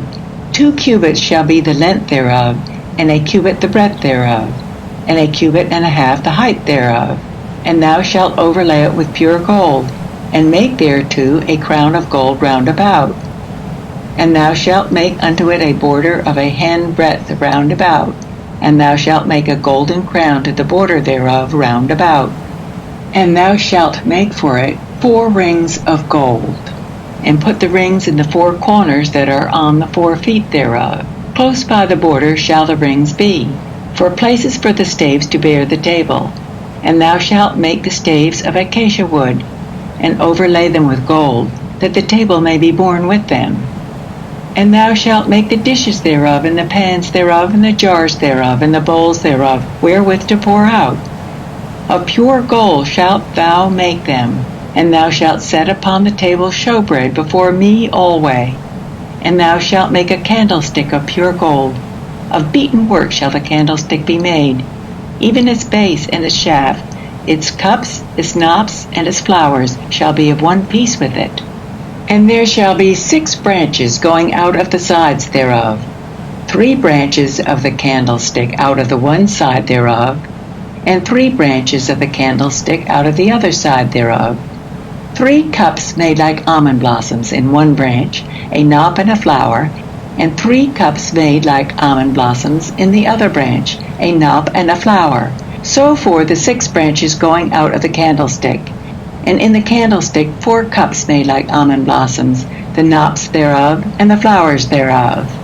And a knop under 2 branches of one piece with it, and a knop under 2 branches of one piece with it, and a knop under 2 branches of one piece with it, for the 6 branches going out of the candlestick.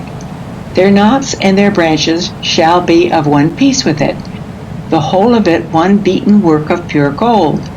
And thou shalt make the lamps thereof 7, and they shall light the lamps thereof to give light over against it. And the tongs thereof, and the snuff dishes thereof, shall be of pure gold. Of a talent of pure gold shall it be made, with all these vessels. And see that thou make them after their pattern, which is being shown thee in the mount. Moreover, thou shalt make the tabernacle with 10 curtains, of fine twined linen, and blue, and purple, and scarlet. With cherubim the work of a skillful workman shalt thou make them. The length of each curtain shall be 28 cubits, and the breadth of each curtain 4 cubits. All the curtains shall have one measure. 5 curtains shall be coupled together one to another, and the other 5 curtains shall be coupled one to another.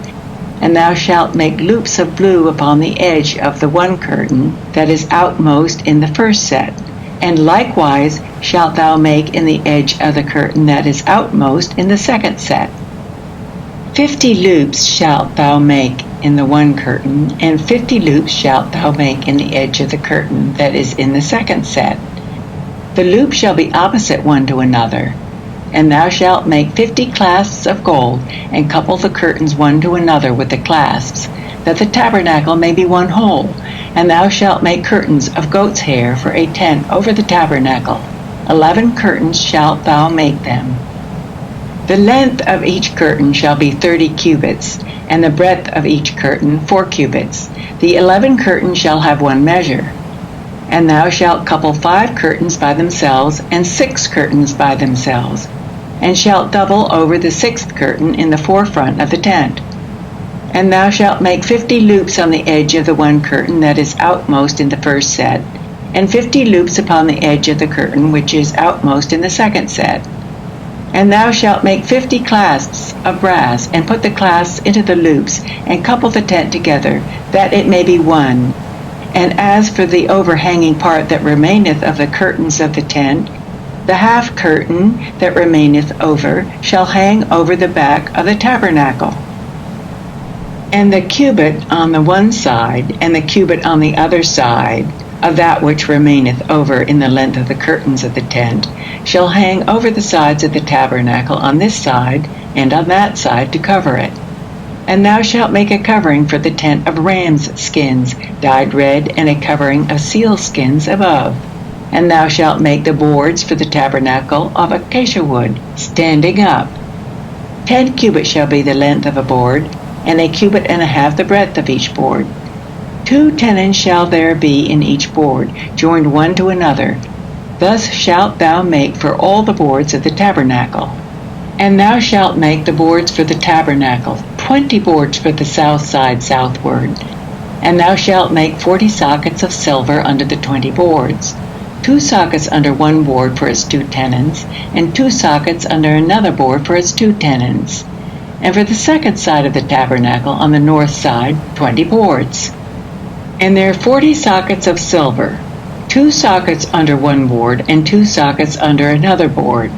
And for the hinder part of the tabernacle westward, thou shalt make 6 boards, and 2 boards shalt thou make for the corners of the tabernacle and the hinder part. And they shall be double beneath, and in like manner they shall be complete unto the top thereof unto the first ring. Thus shall it be for them both. They shall be for the 2 corners. Thus there shall be 8 boards, and their sockets of silver, 16 sockets. 2 sockets under one board, and 2 sockets under another board. And thou shalt make bars of acacia wood, 5 for the boards of the one side of the tabernacle, and 5 bars for the boards of the other side of the tabernacle, and 5 bars for the boards of the side of the tabernacle, for the hinder part westward. And the middle bar in the midst of the boards, which shall pass through from end to end. And thou shalt overlay the boards with gold, and make their rings of gold for holders for the bars. And thou shalt overlay the bars with gold. And thou shalt rear up the tabernacle according to the fashion thereof, which hath been shown thee in the mount. And thou shalt make a veil of blue, and purple, and scarlet, and fine twined linen. With cherubim the work of the skillful workman shall it be made. And thou shalt hang it upon 4 pillars of acacia overlaid with gold, their hooks being of gold, upon 4 sockets of silver. And thou shalt hang up the veil under the clasps, and shalt bring in thither within the veil the ark of the testimony. And the veil shall divide unto you between the holy place and the most holy. And thou shalt put the ark cover upon the ark of the testimony in the most holy place. And thou shalt set the table without the veil, and the candlestick over against the table on the side of the tabernacle toward the south. And thou shalt put the table on the north side. And thou shalt make a screen for the door of the tent, of blue and purple and scarlet and fine twined linen, the work of the weaver in colors. And thou shalt make for the screen 5 pillars of acacia, and overlay them with gold. Their hooks shall be of gold, and thou shalt cast 5 sockets of brass for them. And thou shalt make the altar of acacia wood, 5 cubits long, and 5 cubits broad. The altar shall be 4 square, and the height thereof shall be 3 cubits. And thou shalt make the horns of it upon the 4 corners thereof. The horns thereof shall be of one piece with it, and thou shalt overlay it with brass. And thou shalt make its pots to take away its ashes, and its shovels, and its basins, and its flesh hooks, and its fire pans. All the vessels thereof thou shalt make of brass. And thou shalt make for it a grating of network of brass. And upon the net shalt thou make 4 brazen rings in the 4 corners thereof. And thou shalt put it under the ledge round the altar beneath, that the net may reach halfway up the altar. And thou shalt make staves for the altar, staves of acacia wood, and overlay them with brass. And the staves thereof shall be put into the rings, and the staves shall be upon the 2 sides of the altar, in bearing it. Hollow with planks shalt thou make it, as it hath been shown thee in the mount, so shall they make it. And thou shalt make the court of the tabernacle. For the south side southward there shall be hangings for the court of fine twined linen, 100 cubits long for one side. And the pillars thereof shall be 20, and their sockets 20, of brass. The hooks of the pillars and their fillets shall be of silver. And likewise for the north side in length there shall be hangings 100 cubits long, and the pillars thereof 20, and their sockets 20, of brass. The hooks of the pillars and their fillets of silver. And for the breadth of the court on the west side shall be hangings of 50 cubits, their pillars 10, and their sockets 10. And the breadth of the court on the east side eastward shall be 50 cubits. The hangings for the one side of the gate shall be 15 cubits, their pillars 3, and their sockets 3, And for the other side shall be hangings of 15 cubits, their pillars 3, and their sockets 3. And for the gate of the court shall be a screen of 20 cubits, of blue and purple and scarlet and fine twined linen, the work of the weaver in colors. Their pillars 4, and their sockets 4. All the pillars of the court round about shall be filleted with silver, their hooks of silver, and their sockets of brass. The length of the court shall be 100 cubits, and the breadth 50 everywhere, and the height 5 cubits, of fine twined linen, and their sockets of brass. All the instruments of the tabernacle, and all the service thereof, and all the pins thereof, and all the pins of the court shall be of brass. End of Parshat Terumim.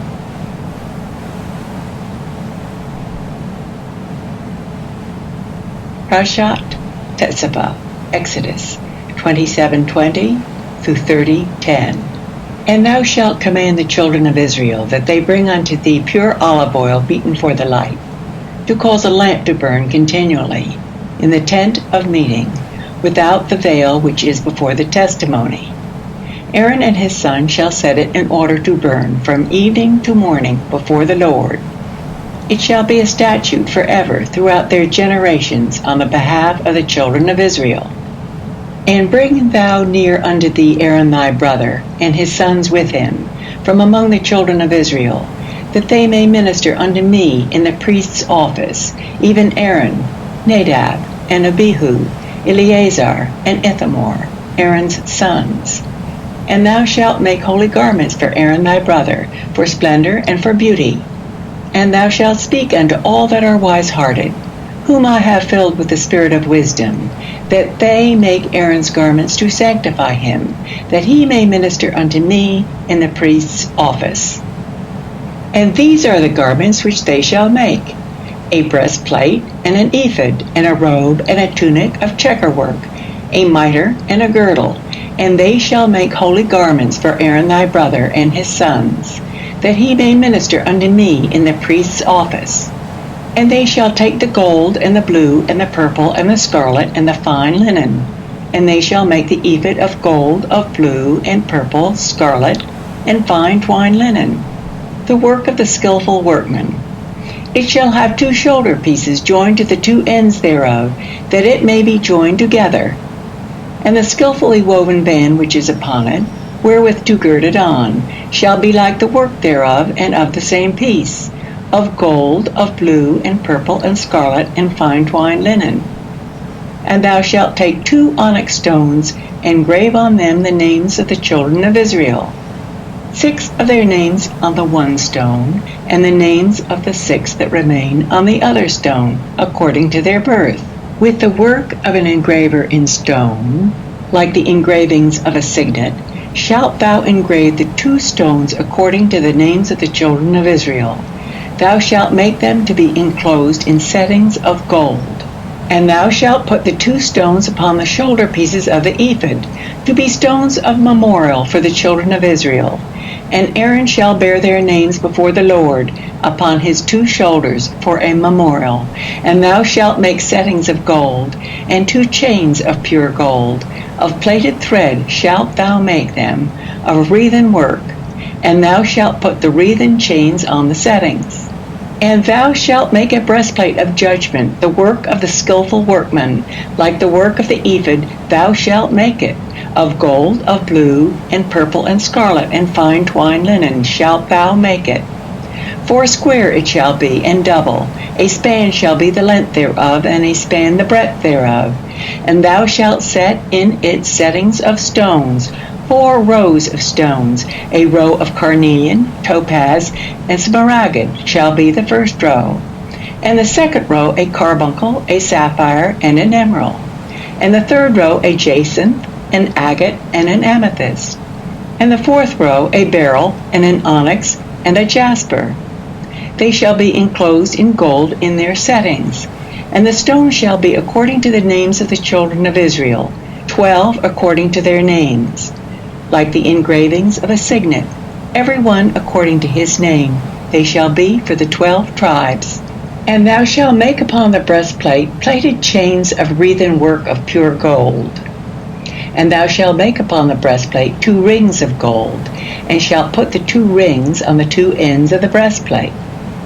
And thou shalt put the 2 wreathen chains of gold on the 2 rings at the ends of the breastplate. And the other 2 ends of the 2 wreathen chains thou shalt put on the 2 settings, and put them on the shoulder pieces of the ephod, in the forepart thereof. And thou shalt make 2 rings of gold, and thou shalt put them upon the 2 ends of the breastplate, upon the edge thereof, which is toward the side of the ephod inward.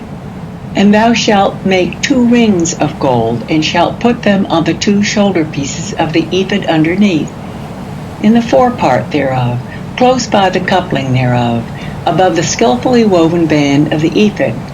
And they shall bind the breastplate by the rings thereof under the rings of the ephod with a thread of blue, that it may be upon the skillfully woven band of the ephod, and that the breastplate be not loosed from the ephod.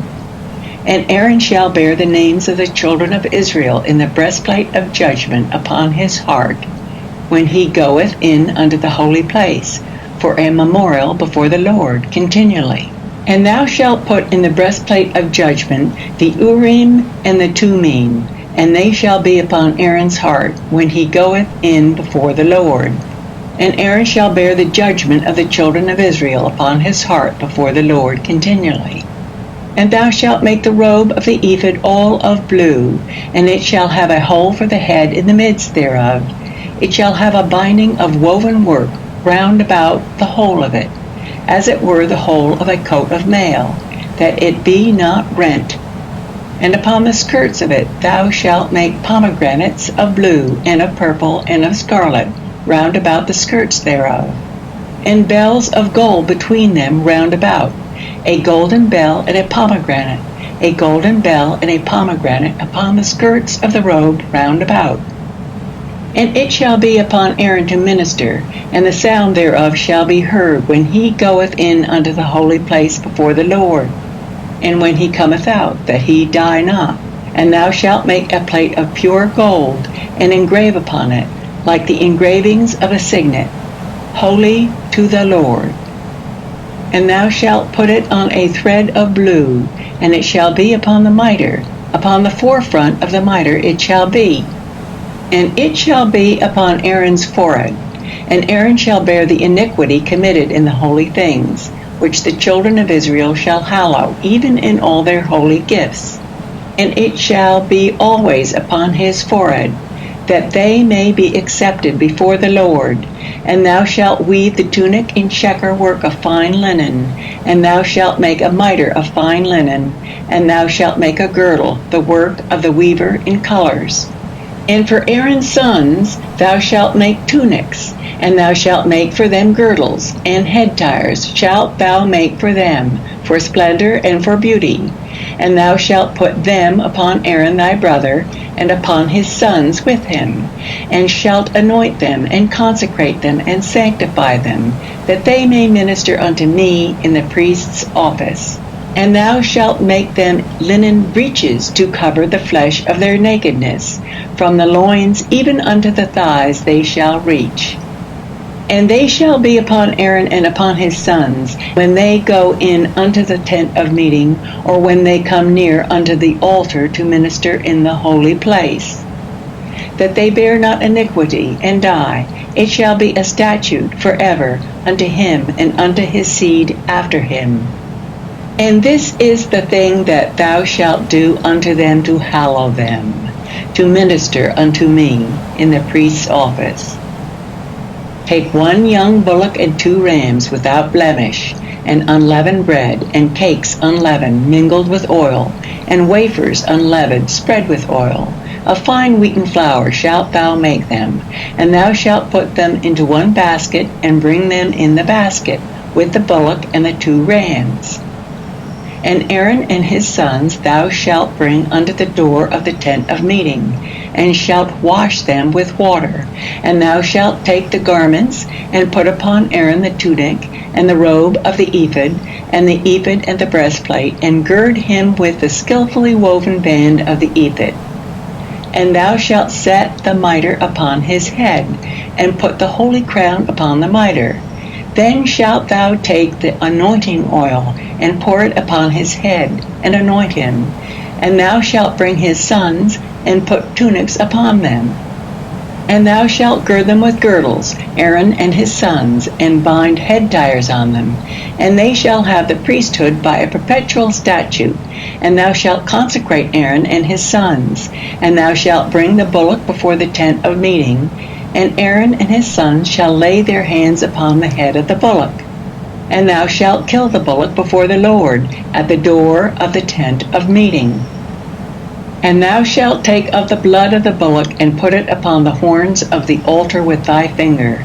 And thou shalt pour out all the remaining blood at the base of the altar. And thou shalt take all the fat that covereth the inwards, and the lobe above the liver, and the 2 kidneys, and the fat that is upon them, and make them smoke upon the altar. But the flesh of the bullock, and its skin, and its dung, shalt thou burn with fire without the camp. It is a sin offering. Thou shalt also take the 1 ram, and Aaron and his sons shall lay their hands upon the head of the ram. And thou shalt slay the ram, and thou shalt take its blood, and dash it round about against the altar. And thou shalt cut the ram into its pieces, and wash its inwards and its legs, and put them with its pieces, and with its head.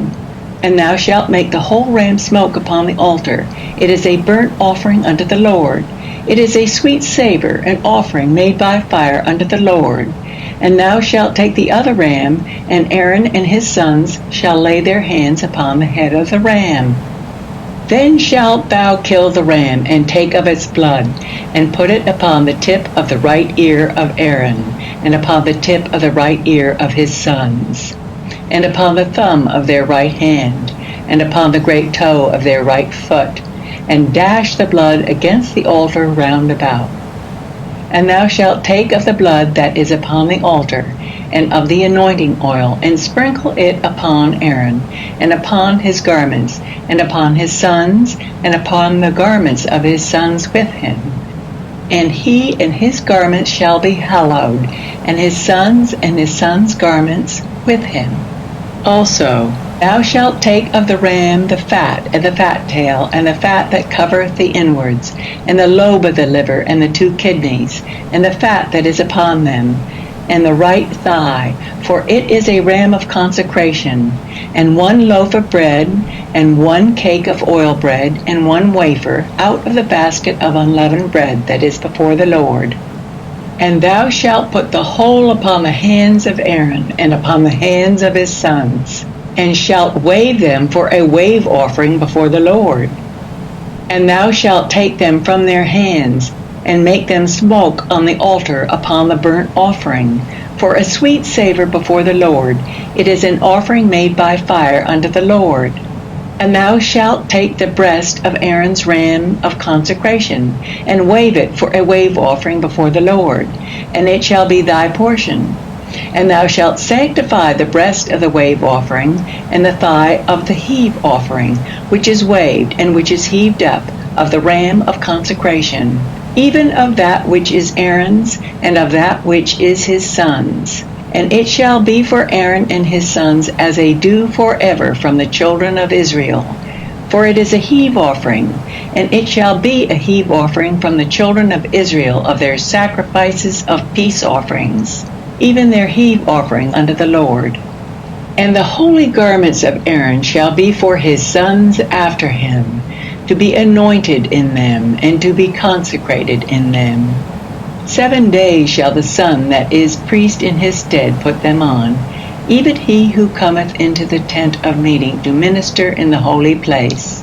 And thou shalt take the ram of consecration, and seethe its flesh in a holy place. And Aaron and his sons shall eat the flesh of the ram, and the bread that is in the basket at the door of the tent of meeting. And they shall eat those things wherewith atonement was made, to consecrate and to sanctify them. But a stranger shall not eat thereof, because they are holy. And if aught of the flesh of the consecration, or of the bread, remain unto the morning, then thou shalt burn the remainder with fire. It shall not be eaten, because it is holy. And thus shalt thou do unto Aaron and to his sons, according to all that I have commanded thee.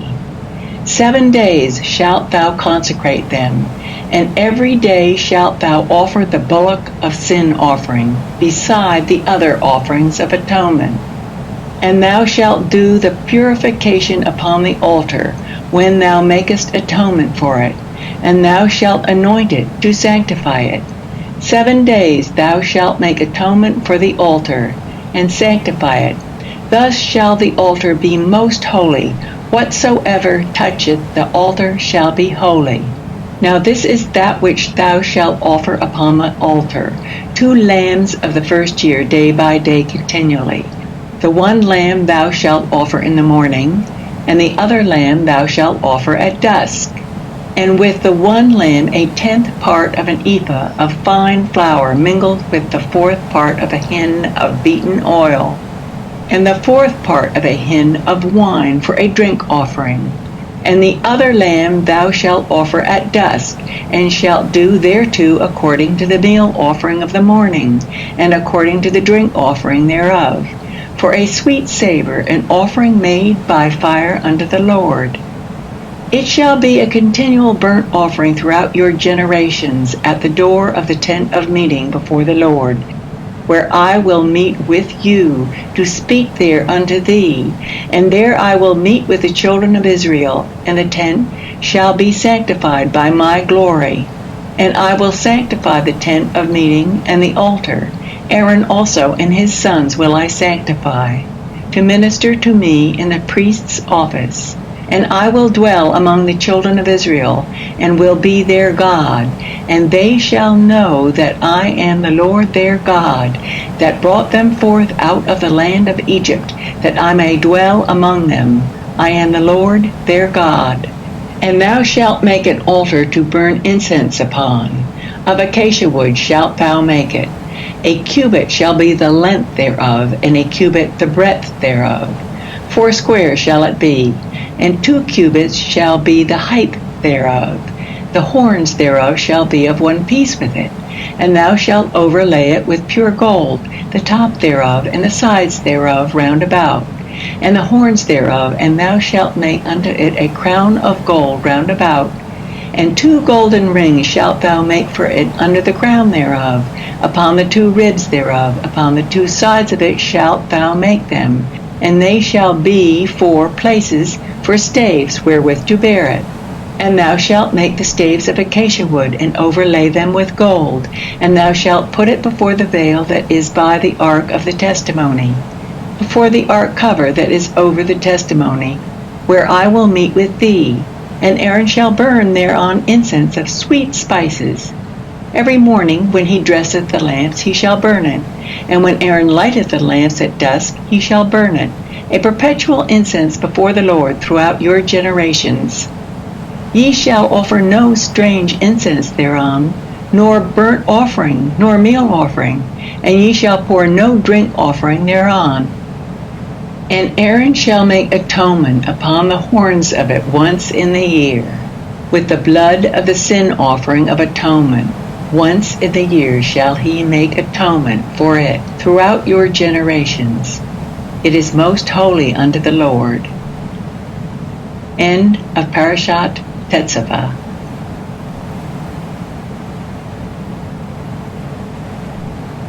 Parashat Kitisa, Exodus 30:11 through 34:35. And the Lord spoke unto Moses, saying, When thou takest the sum of the children of Israel according to their number, then shall they give every man a ransom for his soul unto the Lord, when thou numberest them, that there be no plague among them, when thou numberest them. This they shall give, every one that passeth among them that are numbered, 1/2 shekel after the shekel of the sanctuary. The shekel is 20 gerahs, 1/2 shekel for an offering to the Lord. Every one that passeth among them that are numbered, from 20 years old and upward, shall give the offering of the Lord. The rich shall not give more, And the poor shall not give less than the half shekel, when they give the offering of the Lord to make atonement for your souls. And thou shalt take the atonement money from the children of Israel, and shalt appoint it for the service of the tent of meeting, that it may be a memorial for the children of Israel before the Lord, to make atonement for your souls. And the Lord spoke unto Moses, saying, Thou shalt also make a laver of brass, and the base thereof of brass, whereat to wash. And thou shalt put it between the tent of meeting and the altar, and thou shalt put water therein. And Aaron and his sons shall wash their hands and their feet thereat. When they go into the tent of meeting, they shall wash with water, that they die not. Or when they come near to the altar to minister, to cause an offering made by fire to smoke unto the Lord, so they shall wash their hands and their feet, that they die not. And it shall be a statute forever to them, even to him and to his seed throughout their generations. Moreover, the Lord spoke unto Moses, saying, Take thou also unto thee the chief spices of flowing myrrh 500 shekels, and of sweet cinnamon half so much, even 250, and of sweet calamus 250, and of cassia 500, after the shekel of the sanctuary, and of olive oil a hin. And thou shalt make it a holy anointing oil, a perfume compounded after the art of the perfumer. It shall be a holy anointing oil. And thou shalt anoint therewith the tent of meeting, and the ark of the testimony, and the table, and all the vessels thereof, and the candlestick, and the vessels thereof, and the altar of incense, and the altar of burnt offering with all the vessels thereof, and the laver and the base thereof. And thou shalt sanctify them, that they may be most holy. Whatsoever toucheth them shall be holy.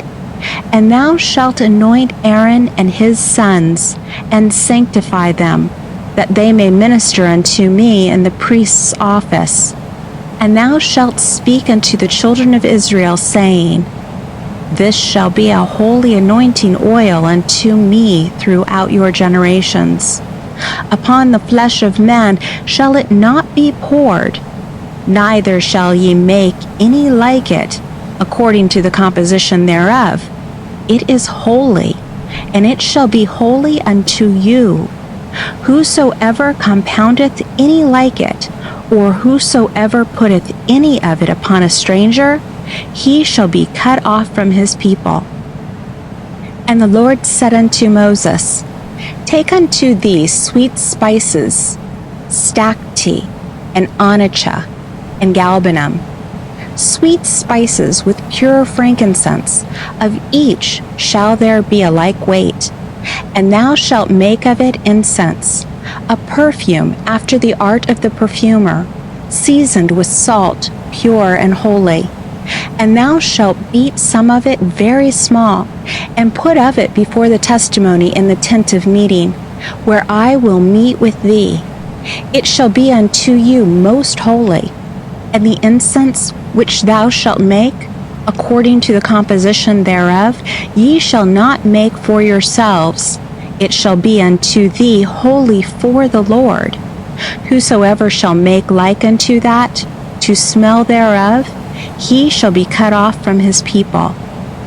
And the Lord spoke unto Moses, saying, See, I have called by name Bezalel, the son of Uri, the son of Hur, of the tribe of Judah, and I have filled him with the Spirit of God, in wisdom and in understanding, and in knowledge, and in all manner of workmanship, to devise skillful works, to work in gold, and in silver, and in brass, and in cutting of stones for setting, and in carving of wood, to work in all manner of workmanship.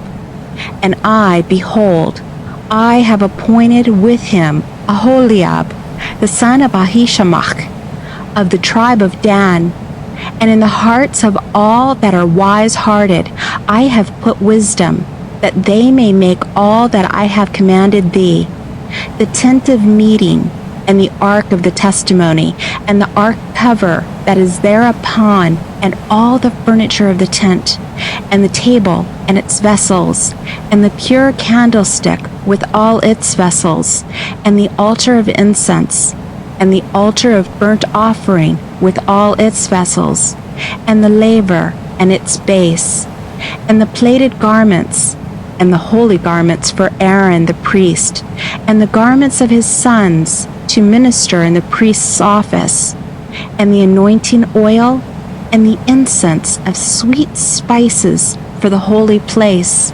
According to all that I have commanded thee shall they do.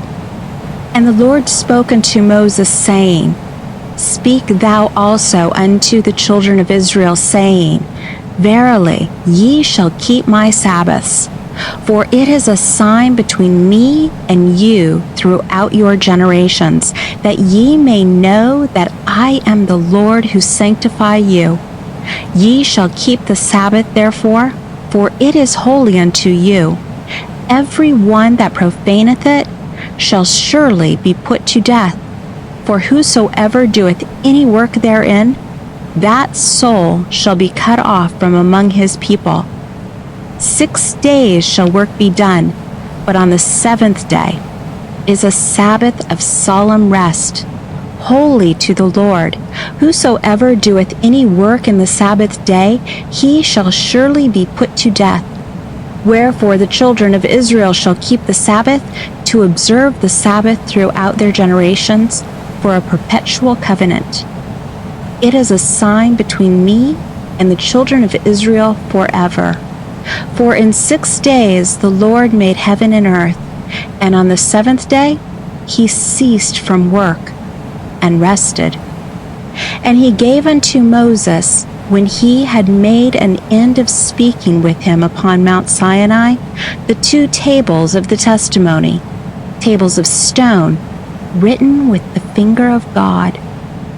And when the people saw that Moses delayed to come down from the mount, the people gathered themselves together unto Aaron, and said unto him, Up, make us a god, who shall go before us. For as for this Moses, the man that brought us up out of the land of Egypt, we know not what is become of him. And Aaron said unto them, Break off the golden rings which are in the ears of your wives, of your sons, and of your daughters, and bring them unto me. And all the people broke off the golden rings which were in their ears, and brought them unto Aaron. And he received it at their hand, and fashioned it with a graving tool, and made it a molten calf. And they said, This is thy God, O Israel, which brought thee up out of the land of Egypt. And when Aaron saw this, he built an altar before it. And Aaron made proclamation, and said, Tomorrow shall be a feast to the Lord. And they rose up early on the morrow, and offered burnt offerings, and brought peace offerings. And the people sat down to eat and to drink, and rose up to make merry. And the Lord spoke unto Moses, Go, get thee down, for thy people that thou broughtest up out of the land of Egypt have dealt corruptly. They have turned aside quickly out of the way which I commanded them. They have made them a molten calf, and have worshipped it, and have sacrificed unto it, and said, This is thy God, O Israel, which brought thee up out of the land of Egypt. And the Lord said unto Moses, I have seen this people, and behold, it is a stiff-necked people. Now, therefore, let me alone, that my wrath may wax hot against them, and that I may consume them, and I will make of thee a great nation. And Moses besought the Lord his God, and said, Lord, why doth thy wrath wax hot against thy people? that thou hast brought forth out of the land of Egypt with great power and with a mighty hand. Wherefore should the Egyptians speak, saying, For evil did he bring them forth, to slay them in the mountains, and to consume them from the face of the earth? Turn from thy fierce wrath, and repent of this evil against thy people. Remember Abraham, Isaac, and Israel, thy servants, to whom thou didst swear by thine own self, and saidst unto them, I will multiply your seed as the stars of heaven, and all this land that I have spoken of will I give unto your seed, and they shall inherit it forever. And the Lord repented of the evil which he said he would do unto his people. And Moses turned and went down from the mount, with the 2 tables of the testimony in his hand, tables that were written on both their sides, on the one side, and on the other were they written. And the tables were the work of God, and the writing was the writing of God, graven upon the tables. And when Joshua heard the noise of the people as they shouted, he said unto Moses, There is a noise of war in the camp. And he said, It is not the voice of them that shout for mastery, neither is it the voice of them that cry for being overcome, but the noise of them that sing do I hear. And it came to pass, as soon as he came nigh unto the camp, that he saw the calf and the dancing. And Moses' anger waxed hot, and he cast the tables out of his hands, and broke them beneath the mount.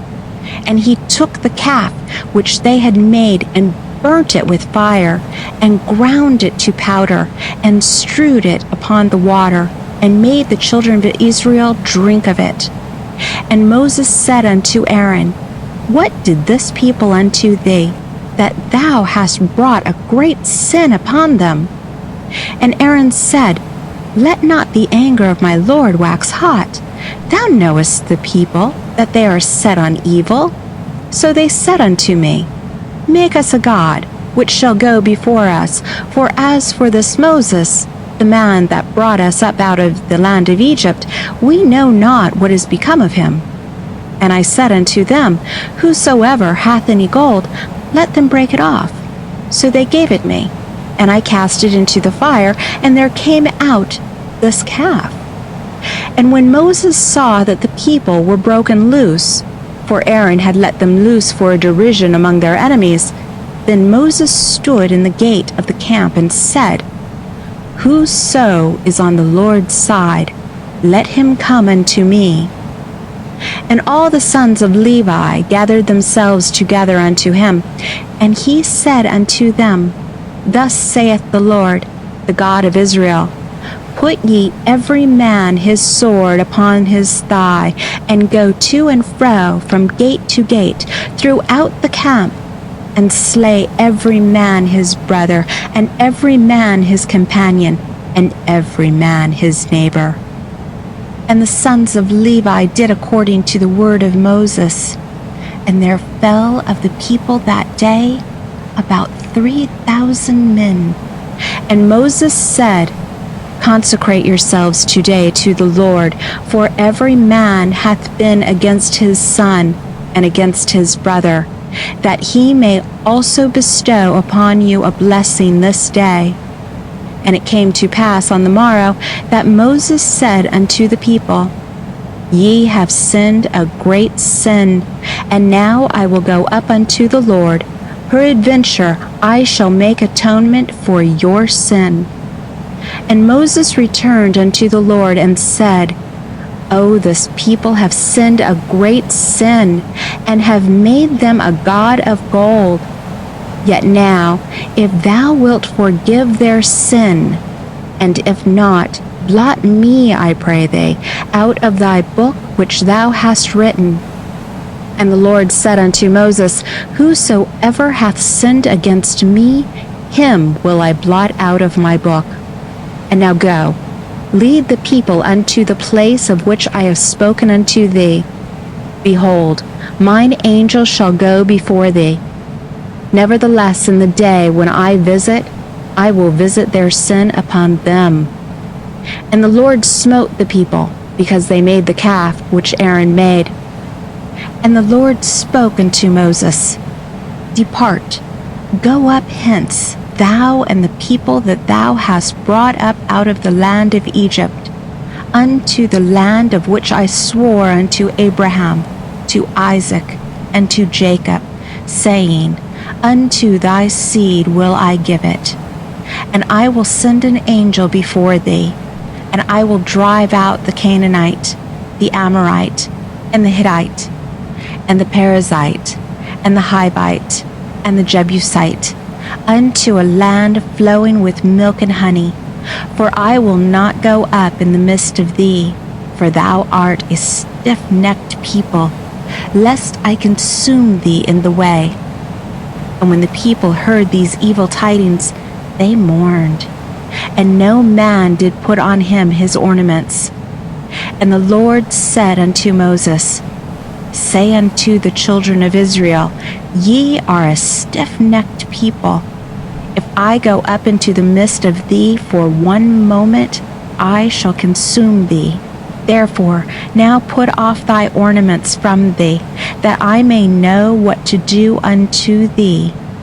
And the children of Israel stripped themselves of their ornaments from Mount Horeb onward. Now Moses used to take the tent and to pitch it without the camp, afar off from the camp, and he called it the tent of meeting. And it came to pass that every one that sought the Lord went out unto the tent of meeting, which was without the camp. And it came to pass, when Moses went out into the tent, that all the people rose up and stood, every man at his tent door, and looked after Moses until he was gone into the tent. And it came to pass, when Moses entered into the tent, the pillar of cloud descended and stood at the door of the tent, and the Lord spoke with Moses.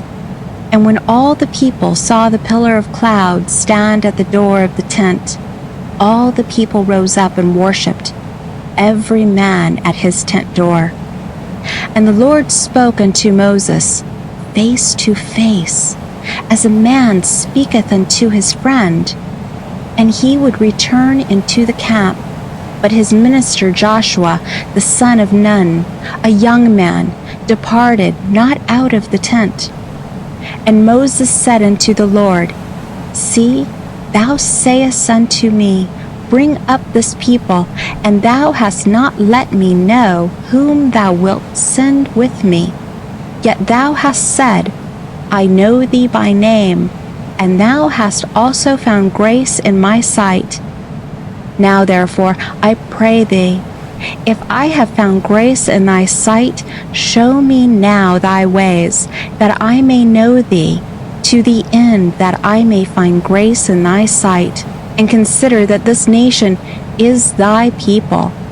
And he said, My presence shall go with thee, and I will give thee rest. And he said unto him, If thy presence go not with me, carry us not up hence. For wherein now shall it be known that I have found grace in thy sight, I and thy people? Is it not in that thou goest with us, so that we are distinguished, I and thy people, from all the people that are upon the face of the earth? And the Lord said unto Moses, I will do this thing, also that thou hast spoken, for thou hast found grace in my sight, and I know thee by name. And he said, Show me, I pray thee, thy glory. And he said, I will make all my goodness pass before thee, and will proclaim the name of the Lord before thee. And I will be gracious to whom I will be gracious, and will show mercy on whom I will show mercy. And he said, Thou canst not see my face, for man shall not see me and live. And the Lord said, Behold, there is a place by me, and thou shalt stand upon the rock. And it shall come to pass, while my glory passeth by, that I will put thee in a cleft of the rock, and will cover thee with my hand until I have passed by. And I will take away my hand, and thou shalt see my back, but my face shall not be seen. And the Lord said unto Moses, Hew thee 2 tables of stone, like unto the first, and I will write upon the tables the words that were on the first tables, which thou didst break. And be ready by the morning, and come up in the morning unto Mount Sinai, and present thyself there to me on the top of the mount. And no man shall come up with thee, neither let any man be seen throughout all the mount. Neither let the flocks nor herds feed before that mount.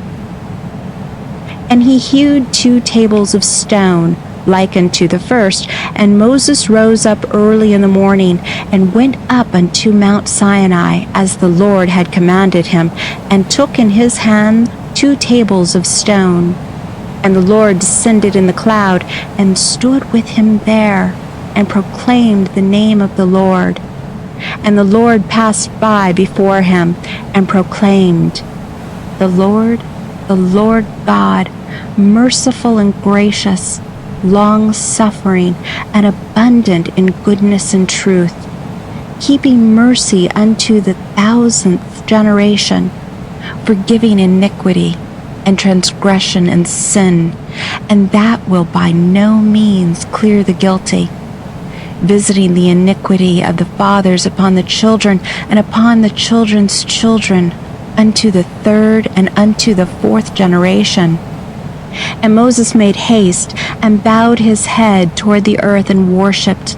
And he said, If now I have found grace in thy sight, O Lord, let the Lord, I pray thee, go in the midst of us, for it is a stiff-necked people, and pardon our iniquity and our sin, and take us for thine inheritance. And he said, Behold, I make a covenant before all thy people. I will do marvels, such as have not been wrought in all the earth, nor in any nation, and all the people among which thou art shall see the work of the Lord that I am about to do with thee, that it is tremendous. Observe thou that which I am commanding thee this day.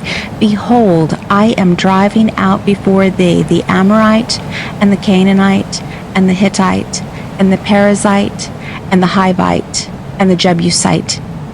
Take heed to thyself, lest thou make a covenant with the inhabitants of the land whither thou goest, lest they be for a snare in the midst of thee. But ye shall break down their altars, and dash in pieces their pillars, and ye shall cut down their Asherim. For thou shalt bow down to no other God.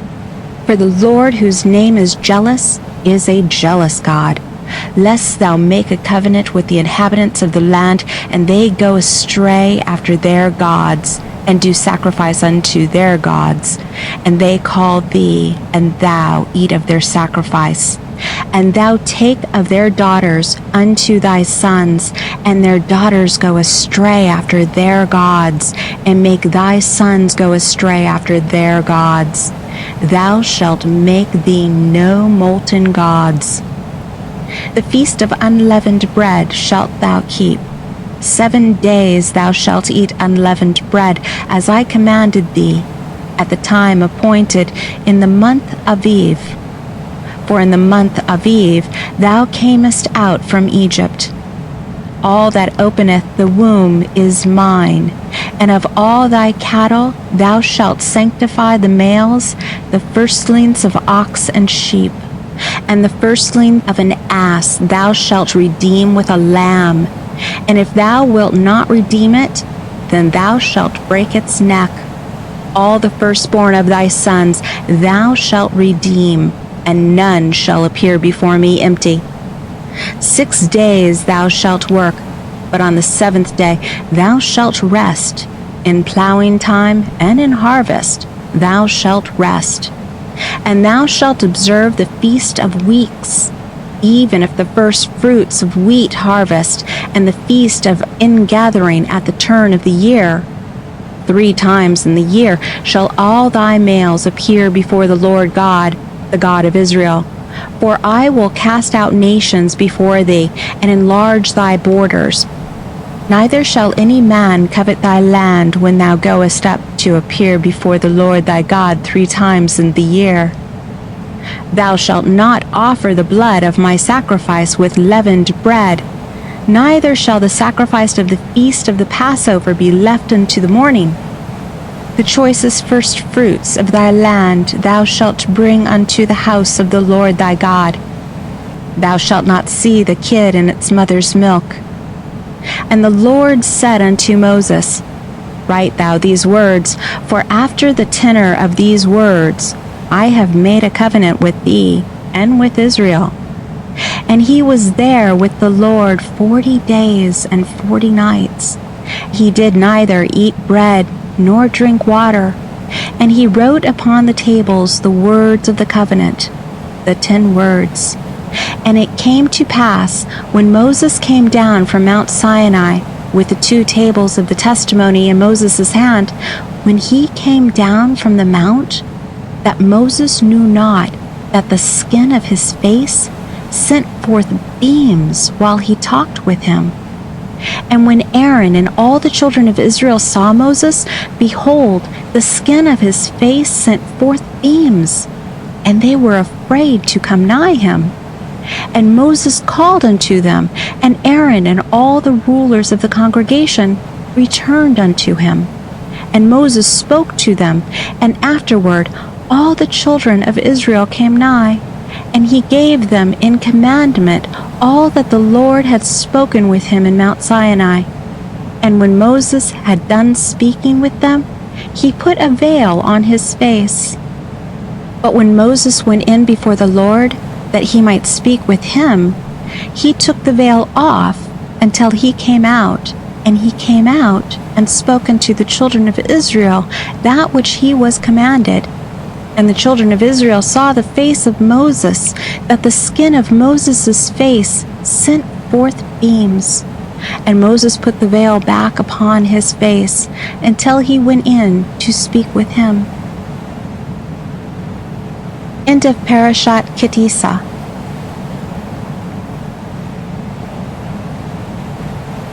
Parashat Vayakhel, Exodus 35:1 through 38:20. And Moses assembled all the congregation of the children of Israel, and said unto them, These are the words which the Lord hath commanded, that ye should do them. 6 days shall work be done, but on the 7th day there shall be to you a holy day, a Sabbath of solemn rest to the Lord. Whosoever doeth any work therein shall be put to death. Ye shall kindle no fire throughout your habitations upon the Sabbath day. And Moses spoke unto all the congregation of the children of Israel, saying, This is the thing which the Lord commanded, saying, Take ye from among you an offering unto the Lord. Whosoever is of a willing heart, let him bring it, the Lord's offering. Gold and silver and brass, and blue and purple and scarlet, and fine linen and goat's hair, and ram skins dyed red, and seal skins, and acacia wood, and oil for the light, and spices for the anointing oil, and for the sweet incense, and onyx stones, and stones to be set for the ephod, and for the breastplate. And let every wise-hearted man among you come, and make all that the Lord hath commanded. The tabernacle, its tent, and its covering, its clasps and its boards, its bars, its pillars, and its sockets, the ark and the staves thereof, the ark cover and the veil of the screen, the table and its staves, and all its vessels, and the showbread, the candlestick also for the light, and its vessels, and its lamps, and the oil for the light, and the altar of incense and its staves, and the anointing oil, and the sweet incense, and the screen for the door at the door of the tabernacle. the altar of burnt offering, with its grating of brass, its staves and all its vessels, the laver and its base, the hangings of the court, the pillars thereof, and their sockets, and the screen for the gate of the court, the pins of the tabernacle, and the pins of the court, and their cords, the plaited garments for ministering in the holy place, the holy garments for Aaron the priest, and the garments of his sons to minister in the priest's office. And all the congregation of the children of Israel departed from the presence of Moses. And they came, every one whose heart stirred him up, and every one whom his spirit made willing, and brought the Lord's offering for the work of the tent of meeting, and for all the service thereof, and for the holy garments. And they came, both men and women, as many as were willing-hearted, and brought nose rings, and earrings, and signet rings, and girdles, all jewels of gold, even every man that brought an offering of gold unto the Lord. And every man, with whom was found blue, and purple, and scarlet, and fine linen, and goat's hair, and ram skins dyed red, and sealskins, brought them. Every one that did set apart an offering of silver and brass brought the Lord's offering, and every man, with whom was found acacia wood for any work of the service, brought it. And all the women that were wise-hearted did spin with their hands, and brought that which they had spun, the blue and the purple, the scarlet and the fine linen. And all the women whose hearts stirred them up in wisdom spun the goat's hair. And the rulers brought the onyx stones, and the stones to be set for the ephod, and for the breastplate, and the spice and the oil for the light, and for the anointing oil, and for the sweet incense. The children of Israel brought a free will offering unto the Lord, every man and woman whose heart made them willing to bring for all the work which the Lord had commanded by the hand of Moses to be made. And Moses said unto the children of Israel, See, the Lord hath called by name Bezalel, the son of Uri, the son of Hur, of the tribe of Judah, and he hath filled him with the Spirit of God, in wisdom, in understanding, and in knowledge, and in all manner of workmanship, and to devise skillful works, to work in gold, and in silver, and in brass, and in cutting of stones for setting, and in carving of wood, to work in all manner of skillful workmanship. And he hath put in his heart that he may teach, both he and Aholiab, the son of Ahisamach, of the tribe of Dan. Them hath he filled with wisdom of heart, to work all manner of workmanship, of the craftsman, and of the skillful workman, and of the weaver in colors, in blue, and in purple, in scarlet, and in fine linen, and of the weaver, even of them that do any workmanship, and of those that devise skillful works. And Bezalel and Aholiab shall work, and every wise-hearted man, in whom the Lord hath put wisdom and understanding to know how to work all the work for the service of the sanctuary, according to all that the Lord hath commanded. And Moses called Bezalel and Aholiab, and every wise-hearted man, in whose heart the Lord had put wisdom, even every one whose heart stirred him up to come unto the work to do it.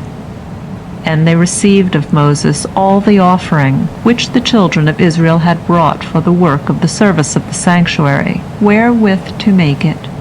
And they brought yet unto him free will offerings every morning.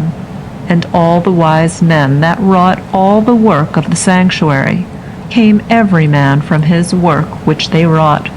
And they spoke unto Moses, saying, The people bring much more than enough for the service of the work which the Lord commanded to make. And Moses gave commandment, and they caused it to be proclaimed throughout the camp, saying, Let neither man nor woman make any more work for the offering of the sanctuary. So the people were restrained from bringing. for the stuff they had was sufficient for all the work to make it, and too much. And every wise-hearted man among them that wrought the work made the tabernacle with 10 curtains, of fine twined linen, and blue, and purple, and scarlet, with cherubim the work of the skillful workman made he them. The length of each curtain was 28 cubits, and the breadth of each curtain 4 cubits. All the curtains had one measure. And he coupled 5 curtains one to another, and the other 5 curtains he coupled one to another. And he made loops of blue upon the edge of the one curtain that was outmost in the first set. Likewise he made in the edge of the curtain that was outmost in the second set. 50 loops made he in the one curtain, and 50 loops made he in the edge of the curtain that was in the second set. The loops were opposite one to another. And he made 50 clasps of gold, and coupled the curtains one to another with the clasps, so the tabernacle was one. And he made curtains of goat's hair for a tent over the tabernacle. 11 curtains he made them. The length of each curtain was 30 cubits, and 4 cubits the breadth of each curtain. The 11 curtains had one measure. And he coupled 5 curtains by themselves, and 6 curtains by themselves. And he made 50 loops on the edge of the curtain that was outmost in the first set, and 50 loops made he upon the edge of the curtain which was outmost in the second set. And he made 50 clasps of brass to couple the tent together, that it might be one. And he made a covering for the tent of ram's skins dyed red, and a covering of seal skins above. And he made the boards for the tabernacle of acacia wood, standing up. 10 cubits was the length of a board, and 1.5 cubits the breadth of each board. Each board had 2 tenons, joined one to another. Thus did he make for all the boards of the tabernacle. And he made the boards for the tabernacle, 20 boards for the south side southward. And he made 40 sockets of silver under the 20 boards, 2 sockets under one board for its 2 tenons, and 2 sockets under another board for its 2 tenons. And for the second side of the tabernacle, on the north side, he made 20 boards, and there 40 sockets of silver, 2 sockets under one board, and 2 sockets under another board. And for the hinder part of the tabernacle westward, he made 6 boards. And 2 boards made he for the corners of the tabernacle in the hinder part, that they might be double beneath, and in like manner they should be complete unto the top thereof unto the first ring. Thus he did to both of them in the 2 corners. And there were 8 boards and their sockets of silver, 16 sockets, under every board 2 sockets. And he made bars of acacia wood, 5 for the boards of the one side of the tabernacle, and 5 bars for the boards of the other side of the tabernacle, and 5 bars for the boards of the tabernacle for the hinder part westward. And he made in the middle bar to pass through in the midst of the boards from the one end to the other. And he overlaid the boards with gold, and made there rings of gold for holders of the bars, and overlaid the bars with gold. And he made the veil of blue, and purple, and scarlet, and fine twined linen. With the cherubim the work of the skillful workman made he it. And he made thereunto 4 pillars of acacia, and overlaid them with gold, their hooks being of gold. And he cast for them 4 sockets of silver. And he made a screen for the door of the tent, of blue, and purple, and scarlet, and fine twined linen, the work of the weaver in colors, and the 5 pillars of it with their hooks. And he overlaid their capitals and their fillets with gold, and their 5 sockets were of brass. And Bezalel made the ark of acacia wood. 2.5 cubits was the length of it, and 1.5 cubits the breadth of it, and 1.5 cubits the height of it. And he overlaid it with pure gold within and without, and made a crown of gold to it round about. And he cast for it 4 rings of gold, in the 4 feet thereof, even 2 rings on the one side of it, and 2 rings on the other side of it. And he made staves of acacia wood, and overlaid them with gold. And he put the staves into the rings on the sides of the ark, to bear the ark. And he made an ark cover of pure gold. 2 cubits and a half was the length thereof, and 1 cubit and a half the breadth thereof. And he made 2 cherubim of gold. Of beaten work made he them at the 2 ends of the ark cover, 1 cherub at the one end, and 1 cherub at the other end. Of one piece with the ark cover made he the cherubim at the 2 ends thereof. And the cherubim spread out their wings on high, screening the ark cover with their wings, with their faces one to another. Toward the ark cover were the faces of the cherubim. And he made the table of acacia wood. 2 cubits was the length thereof, and 1 cubit the breadth thereof, and 1 cubit and a half the height thereof.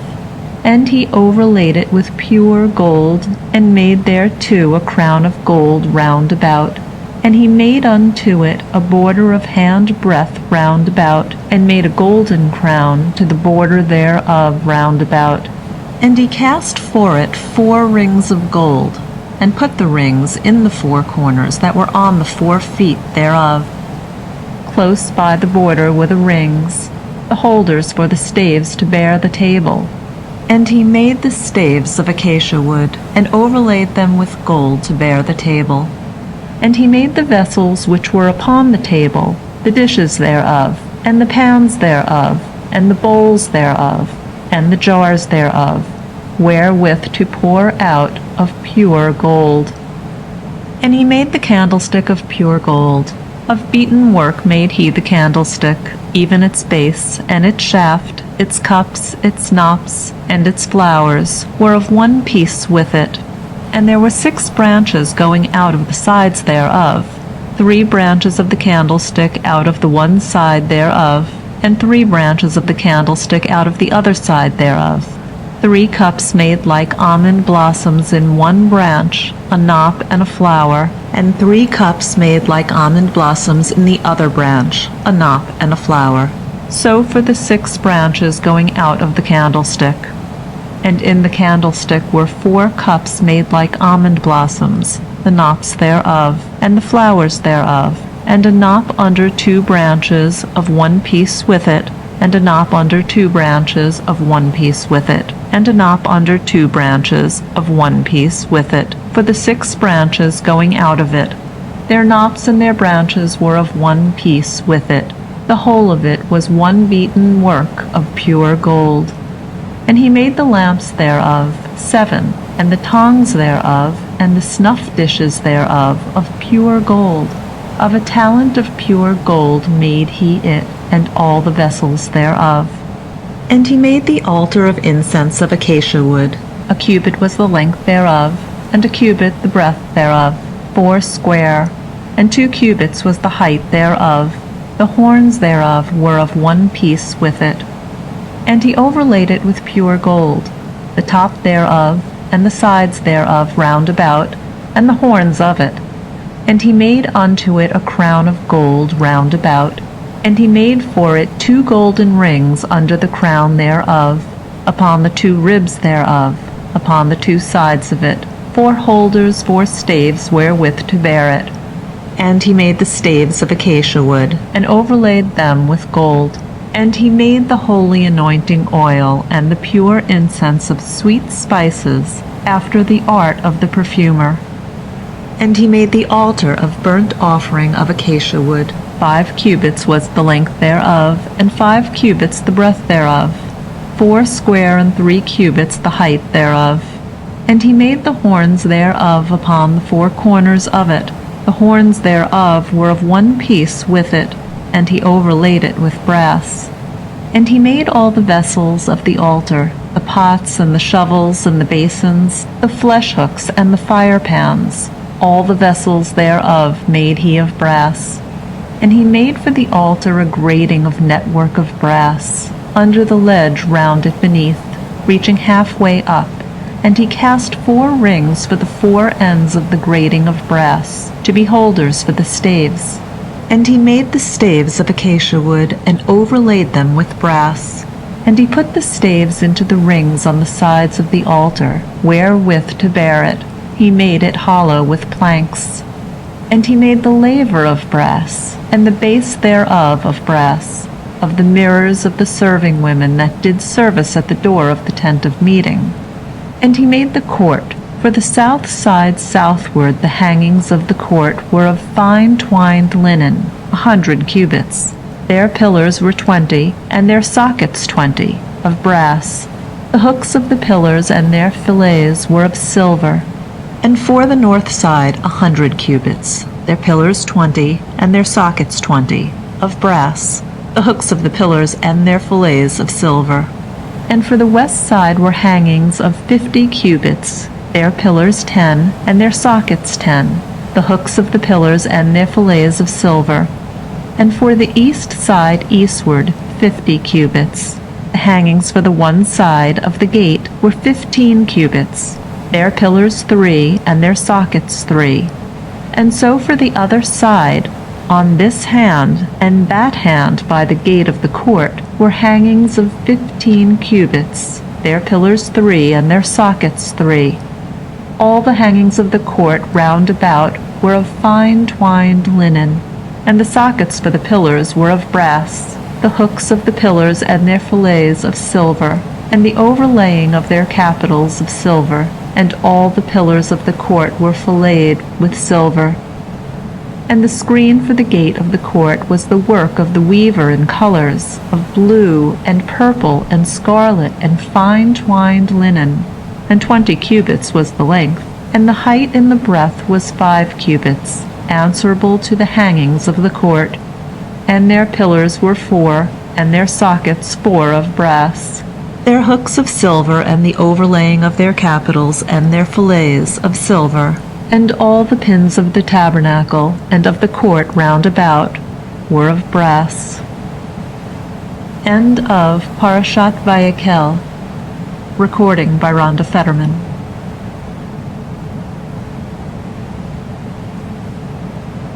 Parashat Pekudei, Exodus 38:21 through 40:38. These are the accounts of the tabernacle, even the tabernacle of the testimony, as they were rendered according to the commandment of Moses, through the service of the Levites, by the hand of Ithamar, the son of Aaron the priest. And Bezalel, the son of Uri, the son of Hur, of the tribe of Judah, made all that the Lord commanded Moses. And with him was Aholiab, the son of Ahisamach, of the tribe of Dan, a craftsman and a skillful workman, and a weaver in colors, in blue and in purple and in scarlet and fine linen. All the gold that was used for the work in all the work of the sanctuary, even the gold of the offering, was 29 talents, and 730 shekels, after the shekel of the sanctuary. And the silver of them that were numbered of the congregation was 100 talents, and 1,763 shekels, after the shekel of the sanctuary. A bekah a head, that is, half a shekel, after the shekel of the sanctuary, for every one that passed over to them that are numbered, from 20 years old and upward, for 600,000 and 3,550 men. And the 100 talents of silver were for casting the sockets of the sanctuary, and the sockets of the veil, 100 sockets for the 100 talents, a talent for a socket. And of the 1,775 shekels he made hooks for the pillars, and overlaid their capitals, and made fillets for them. And the brass of the offering was 70 talents, and 2,400 shekels. And therewith he made the sockets to the door of the tent of meeting, and the brazen altar, and the brazen grating for it, and all the vessels of the altar, and the sockets of the court round about, and the sockets of the gate of the court, and all the pins of the tabernacle, and all the pins of the court round about.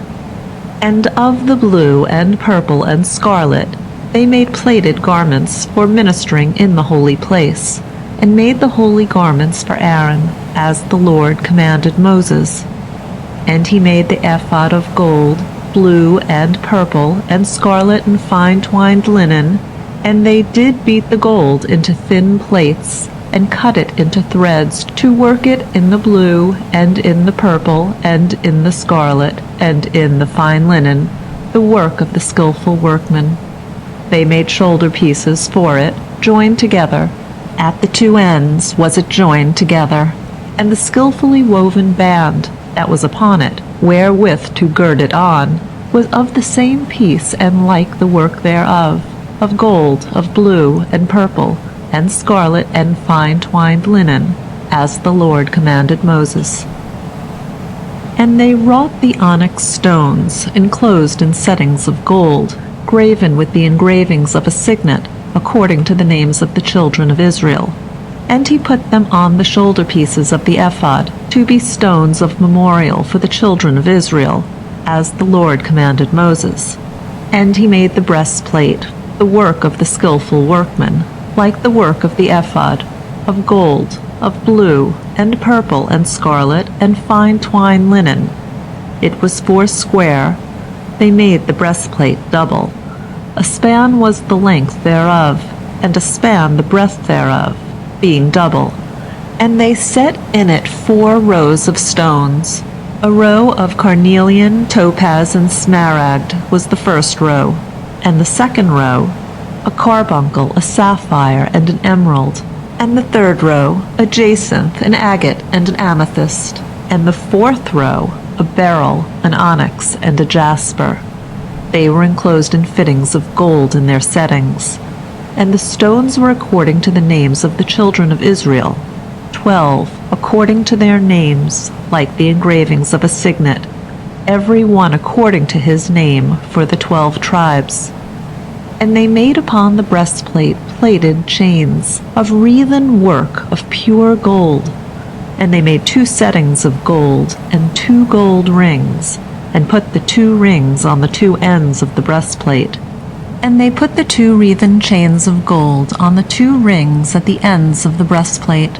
And the other 2 ends of the 2 wreathen chains they put on the 2 settings, and put them on the shoulder pieces of the ephod, in the forepart thereof. And they made 2 rings of gold, and put them upon the 2 ends of the breastplate, upon the edge thereof, which was toward the side of the ephod inward. And they made 2 rings of gold, and put them on the 2 shoulder pieces of the ephod underneath, in the forepart thereof, close by the coupling thereof, above the skillfully woven band of the ephod. And they did bind the breastplate by the rings thereof unto the rings of the ephod with a thread of blue, that it might be upon the skillfully woven band of the ephod, and that the breastplate might not be loosed from the ephod, as the Lord commanded Moses. And he made the robe of the ephod of woven work, all of blue, and the whole of the robe in the midst thereof, as the whole of a coat of mail, with a binding round about the whole of it, that it should not be rent. And they made upon the skirts of the robe pomegranates of blue, and purple, and scarlet, and twined linen. And they made bells of pure gold, and put the bells between the pomegranates upon the skirts of the robe round about, between the pomegranates. A bell and a pomegranate, a bell and a pomegranate, upon the skirts of the robe round about, to minister in, as the Lord commanded Moses. And they made the tunics of fine linen of woven work for Aaron, and for his sons, and the mitre of fine linen, and the goodly head tires of fine linen, and the linen breeches of fine twined linen, and the girdle of fine twined linen, and blue and purple and scarlet, the work of the weaver in colors, as the Lord commanded Moses. And they made the plate of the holy crown of pure gold, and wrote upon it a writing, like the engravings of a signet, Holy to the Lord. And they tied unto it a thread of blue, to fasten it upon the mitre above, as the Lord commanded Moses. Thus was finished all the work of the tabernacle of the tent of meeting. And the children of Israel did according to all that the Lord commanded Moses, so did they.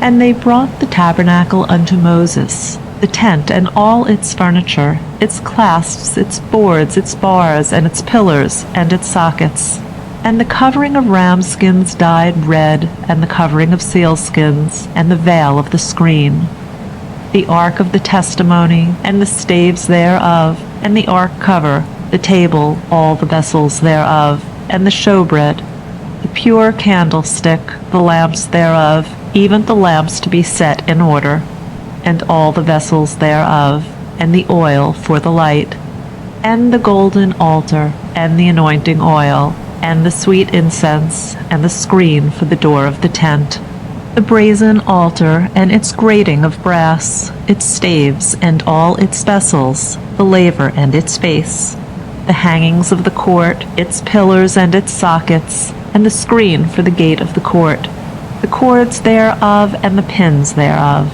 and all the instruments of the service of the tabernacle of the tent of meeting, the plaited garments for ministering in the holy place, the holy garments for Aaron the priest, and the garments of his sons, to minister in the priest's office.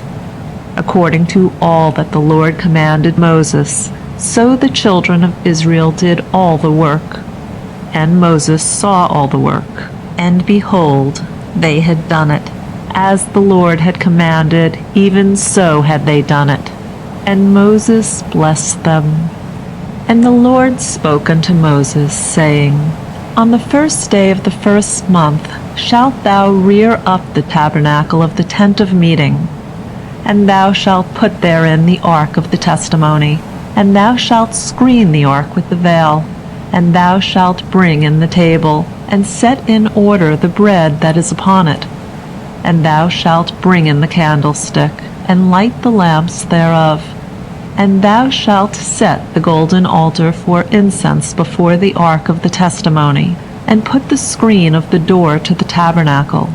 And thou shalt set the altar of burnt offering before the door of the tabernacle of the tent of meeting, and thou shalt set the laver between the tent of meeting and the altar, and shalt put water therein.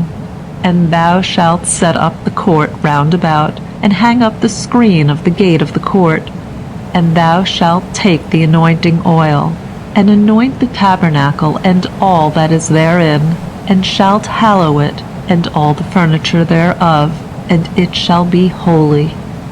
And thou shalt anoint the altar of burnt offering, and all its vessels, and sanctify the altar, and the altar shall be most holy.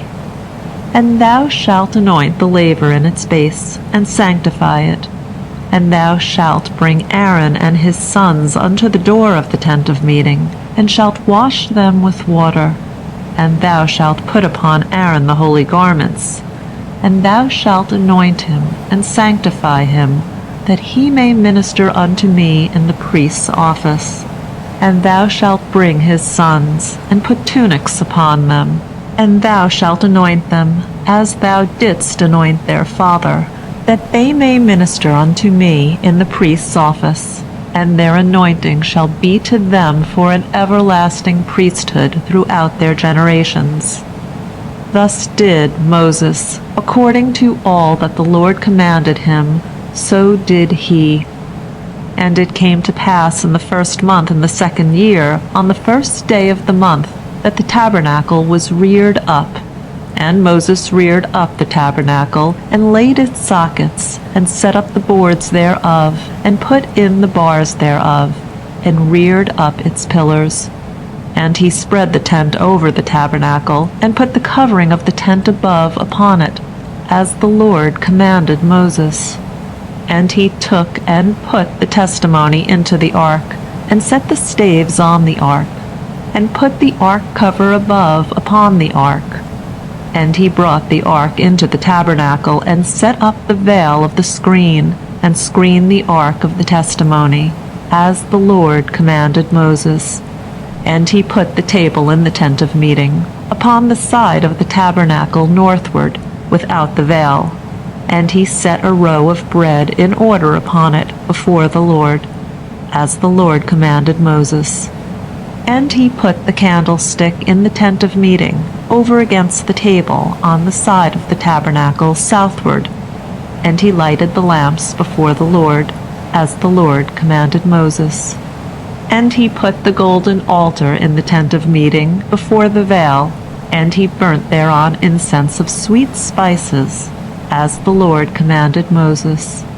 And he put the screen of the door to the tabernacle, and the altar of burnt offering he set at the door of the tabernacle of the tent of meeting, and offered upon it the burnt offering and the meal offering, as the Lord commanded Moses.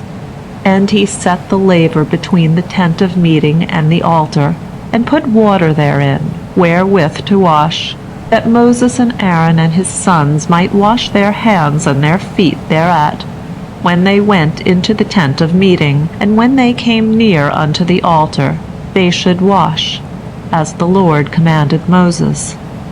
And he reared up the court round about the tabernacle and the altar, and set up the screen of the gate of the court. So Moses finished the work. Then the cloud covered the tent of meeting, and the glory of the Lord filled the tabernacle. And Moses was not able to enter into the tent of meeting, because the cloud abode thereon, and the glory of the Lord filled the tabernacle. And whenever the cloud was taken up from over the tabernacle, the children of Israel went onward throughout all their journeys. But if the cloud was not taken up, then they journeyed not till the day that it was taken up. For the cloud of the Lord was upon the tabernacle by day, and there was fire therein by night, in the sight of all the house of Israel, throughout all their journeys. End of Parashat Pekudei. Recording by Rhonda Fetterman. End of the Holy Scriptures according to the Masoretic Text, a new translation. Exodus. Published by the Jewish Publication Society of America.